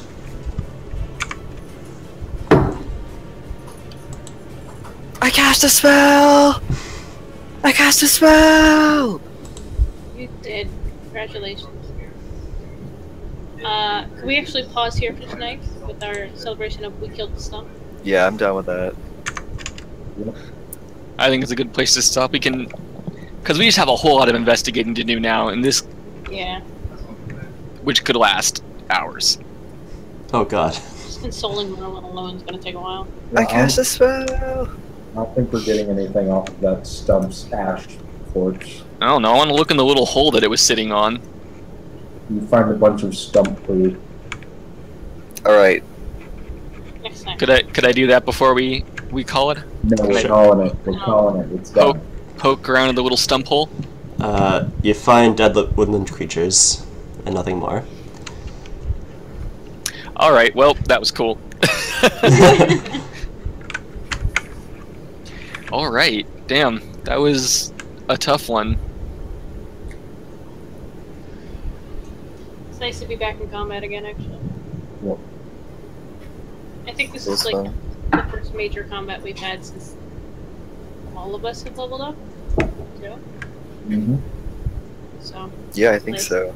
everybody was effective this time in some way. Like Wally got a hit, I think, somewhere in there, right? Nope. Oh, No, never mind, I take it back. But you had a really good heal. I did. I did get a good heal. That is correct. Yeah, one more turn of constricting and Merlin might have died there.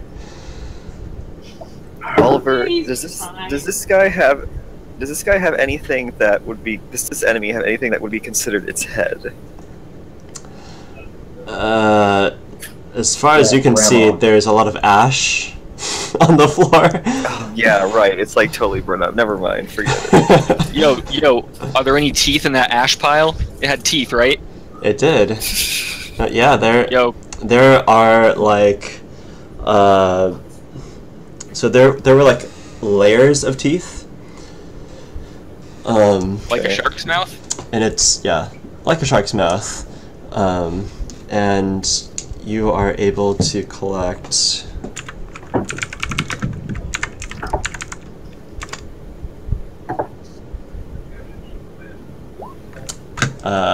18 teeth in good condition. How big Nice. are the teeth? They're about 2 inches long. Oh no, I know where you're going with this. 2 inches. Trophy spikes. All 2 right. inches is nothing. That's pretty decent size for spikes. 18 stump teeth. All right. Damn. That's a lot of stump teeth. Hey, I'm just glad that I can contribute when I can't be in melee. All right, Oliver. What's our homework? So. Argus, you have a bow. I didn't get a chance to use it. I threw a fire elemental at it instead. My brain went, that doesn't sound right. Why doesn't that sound right? Well, he couldn't charge into battle. He didn't have his spikes.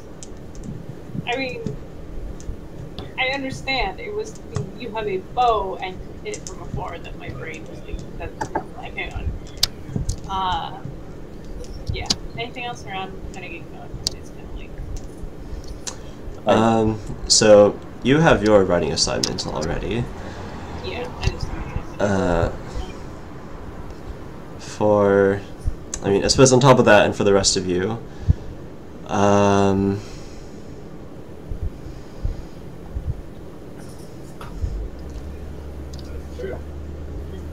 how do you feel about traveling through the woods? Bullshit. All right, I'm good with that one. I already have an idea for that. All right, cool. See you guys. Maybe It we'll was call it fun. for that. Thanks, Oliver. Yeah, dude. Tyler, are you still a sleepy boy? Good night. Dude, I gotta. My alarm. Traveling through the woods? My alarm for work is gonna go off in 4 hours and 19 minutes. I've never I'm stopped not you playing before. HOTS. I've never stopped you before.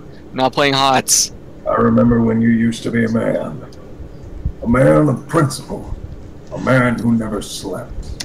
So, Luke, yes, that was a wolf in sheep's clothing. I knew it. I knew it all along. Hopefully you don't do that bullshit with the giant manta ray that pretends to be a ceiling. Garbage. Oh my god, that would be total bullshit. I hate those things. Because don't they like insta-kill you? They like jump on you and you're just like, okay, now you're dead. They instantly kill you. Just as soon as you walk into the room, if you don't notice that something's fucky with the roof, you're dead. This is a thing. Yeah, it's an old school monster. Yeah, Like Luke was right. In 2nd edition, like everything was a goddamn trap. Like Yeah. They made so many fucking trap monsters, it was ridiculous. Alright, I am off for tonight. Have a good evening. Alright. good night. I will be off as well. Good night, everyone. Hey Luke, Yes. get on HOTS. I'll play one game. Thank you. I'm going to switch But, to my like- other computer. But no, okay, never mind. I'm not waiting Why? for it because it takes forever to turn on. But I don't have it on this computer. Well, I'm not gonna wait 10 minutes for you to turn your computer on and then play. I thought it was gonna be right. It's only 5. It's only 5. Nope, going to bed. Going to bed. Aw, Tyler, you got my hopes up and dashed them all the same.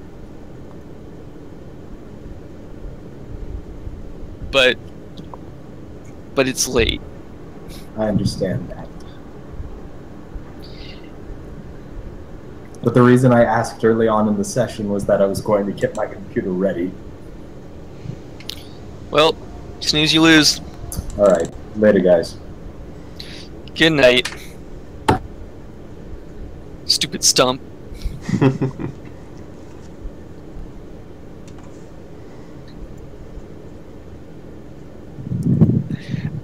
Oh yeah, so I thought Michelle switched to a one-handed firearm. Did she not?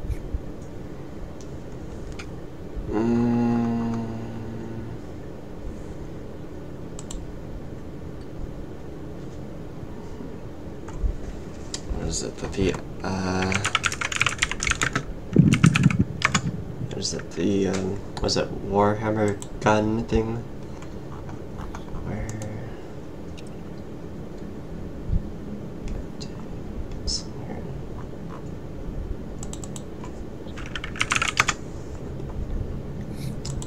Firearms. It's a Warhammer musket. Deals Warhammer musket. 1d8 times 4 crit. Alright. So she was rolling d12 for the damage instead of d8, Okay, well, and that's we'll still a correct her later. two-handed firearm. So she should still be reloading.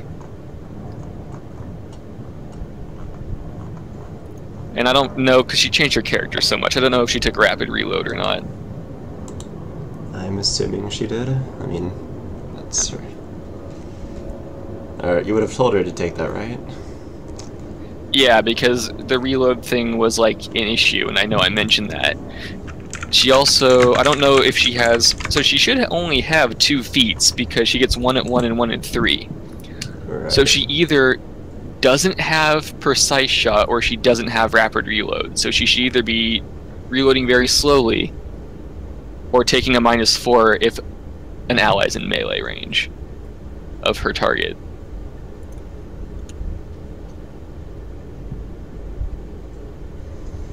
Okay, so I'll need to message her about how to use the gun.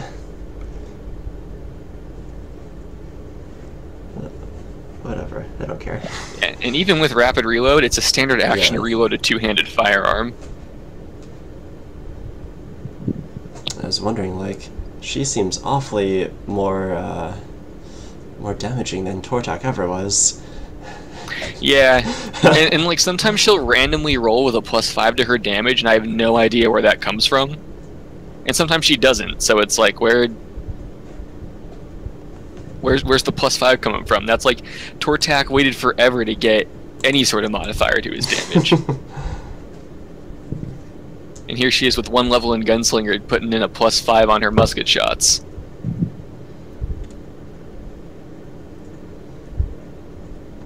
I don't have time to learn all these classes. I mean, I've gone over it with her too, but then there's still all these fucky things going on, so I'm like, damn it, where am I going wrong here? Yeah, so that was a CR8 monster. Hope you guys liked it.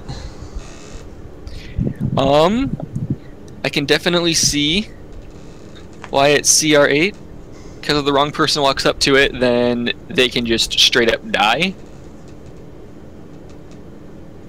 But it seemed pretty slow, so as far as CR8 goes, I'd honestly say that it's on the easier side. Yeah, the next CR8 encounter you see is going to be rather smarter.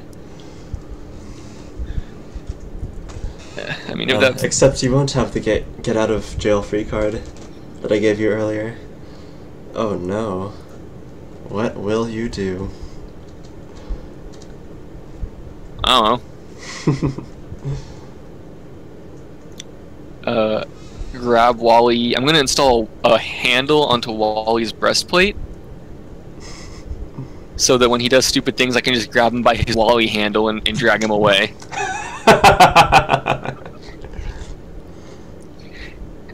I mean, I have 1 rank into armor crafting, so I'm sure I can install a handle on the back of a breastplate.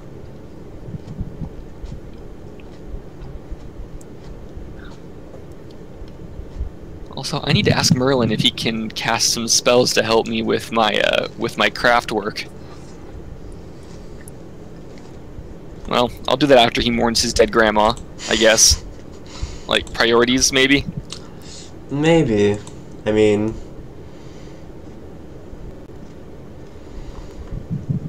what is family anyways? You guys only went to travel here on horseback through werewolf-infested forest for 3 days. But, you know, no biggie.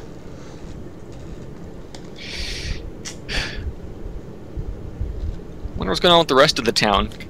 Because if she was there for a while, then, you know... Wouldn't someone have noticed? Yeah, Watch, the whole town is just, like, covered with these things. Well, yeah, if you want to stick around and listen. Or investigate the town, I suppose you could. Investigate it very slowly and carefully. We'll go back to Koden Cal and be like, hey, see this place on the map? No one go there. Like, preferably ever. Well, everyone already knows don't go there.